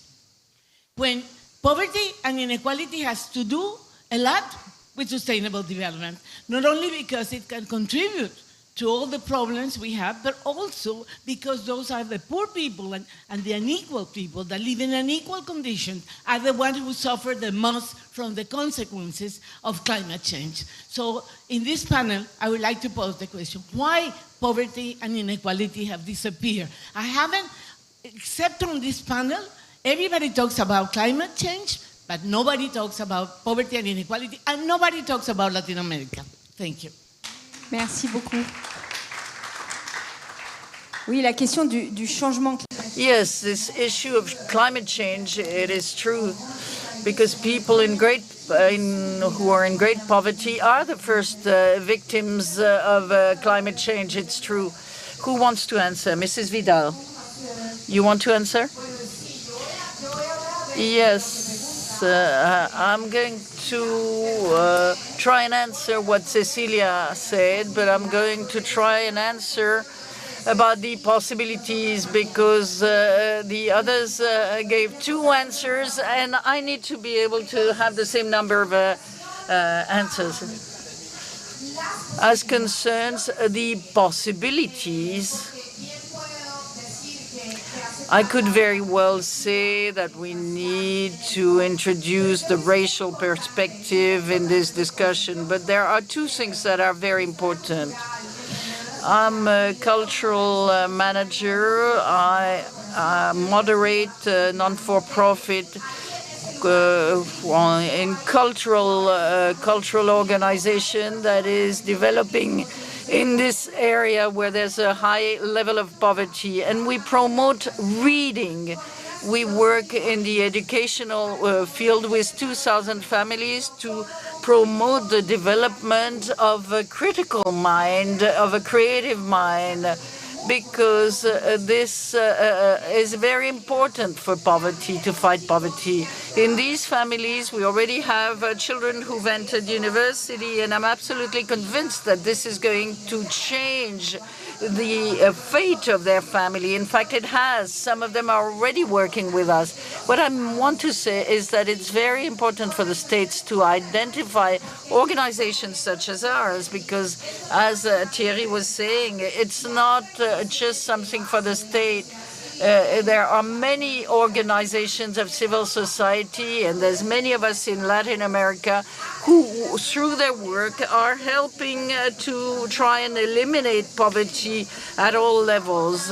We can't replace the state, but we are helping change the mentalities. We are helping to give a right to culture, to promote some other rights, and we help people qualify for other types of jobs that are not necessarily racialized, because the technical training for jobs is also based on a racist basis. You're trained for basic services as a builder or to take care of a beauty parlor, but you're not trained in a job that might bring you more revenue. In Latin America, I remember a college that was working on extreme poverty. You were either poor or former poor. There was no other way to qualify yourself. The politics have to be defined in terms of positive actions. In the U.S., they think they're doing it, but they're not. And you have to think about this in the U.S., in France, because otherwise you are not closing the gap. And to come back to what Cecilia was asking, all this is linked to the environmental discussion. When you see the forced displacement and relocations due to climate change, for example, there's a lot of populations being moved. You're losing biodiversity, and this is totally linked to the food safety. So all this is absolutely not separable, and this is part of the poverty. We can see that public policies are difficult to build and organize, and one of the criteria, one of the ingredients will be to fight climate change. Another question maybe, madam? Well, hello, and thank you very much for these interventions. We talked a lot about the working population's access to minimum wage. We'd like to talk about students. A lot of them are in a situation of poverty in France, despite some support. I'm thinking about the food banks, etc. But about 30% students here in France are below poverty threshold. and they have trouble accessing education, even though this is the category that represents the future of our society. So my question is the following. What future, what hope do you have for these youngsters, for these students? Who wants to answer? Adrian? Stéphane Carcillo? I would like to, but I don't dare anymore. I believe that you did identify one of the topics. Traditionally, we didn't help the youngsters because fighting against poverty was aimed at families and households. The fight against poverty went through families. It was families were supposed to support their children, while in the Nordic countries, for example, this is an individual support. You give support to students based on their situation, not that of their parents. And we have given support recently to youngsters who are unemployed and have no diploma. Now we're trying to continue helping these students. They're not considered as priority subjects because they're studying, and they are considered as future job holders. But in the meantime, it's not the case. So this is a transition. Okay, let me turn to Carole Karabashik. Youngsters are sometimes the first to be concerned by poverty, but they're also the first to give solutions. You gave the solution, Mrs. Al-Sharabati. Yes, I would like to say one word about the poor children, poor students in France. There's all the more poverty because in the southern countries, there's so much poverty that these students and youngsters tend to go to the northern countries and increase the poverty of the local youngsters. So there's a global vision to be had. How do the South and North countries interact with poverty? Because nowadays we are setting up new methods to mobilize civil society. And today in countries of the South, there's a neo-colonial precedence and proeminence of in poverty action. Very often the policies in the southern countries are based on those of the north and have absolutely no sensitivity, no reaction to the actual needs of the south, and they may have a more negative impact than a beneficial one. Okay, we have 5 minutes left, I believe. One last question. Well, I do not want to talk about the manifesto of the Communist Party, but we're talking about fighting poverty. Don't you think the issue is the system in which we live? Don't you think this is at the basis of everything? Can we really talk about fighting poverty if we haven't picked a system that which means exploiting human beings? I'm afraid we would need 2 hours to answer this question. So maybe Mr. Baudet wants to answer that very quickly. I'm not going to answer that question. Naturally, it's true we would need at least 2 hours, but what I can say is that we are in a more and more polarized society. Some populations who have been living side by side for a long time, and it is a problem if we start living face to face. So there's social cement is at stake. I like to make a parallel with health. We have discovered in our country that good health is not dependent on health policies. It depends on housing, the place where you live, etc., and the way you feed yourself. So if we want to look at poverty, we must have a global perspective that goes above and beyond the social welfare or the welfare state policies or the employment policies.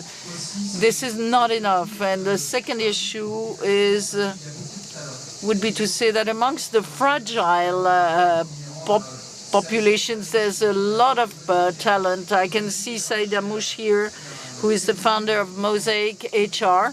which is a recruitment office. You can get up, sir. And they are bringing out new talents in the difficult neighborhoods. I would like civil society, I would like companies to mobilize and help out. I'm convinced that if they work with companies like Mosaic HR or others, they can lead to the emergence of these talents. And to say, what the lady here said is very important. In the companies now, we talk about CSR, corporate social responsibility, and the environmental issues have been taken into account. But be careful that we do not look at things only under that angle. The social issues cannot be a byproduct of the environmental issues. Sorry for the questions we weren't able to take. I know that the Rencontres are here to lead to new exchanges outside the amphitheaters. Thank you very much, and let's stay with this. Let's work side by side and in full trust.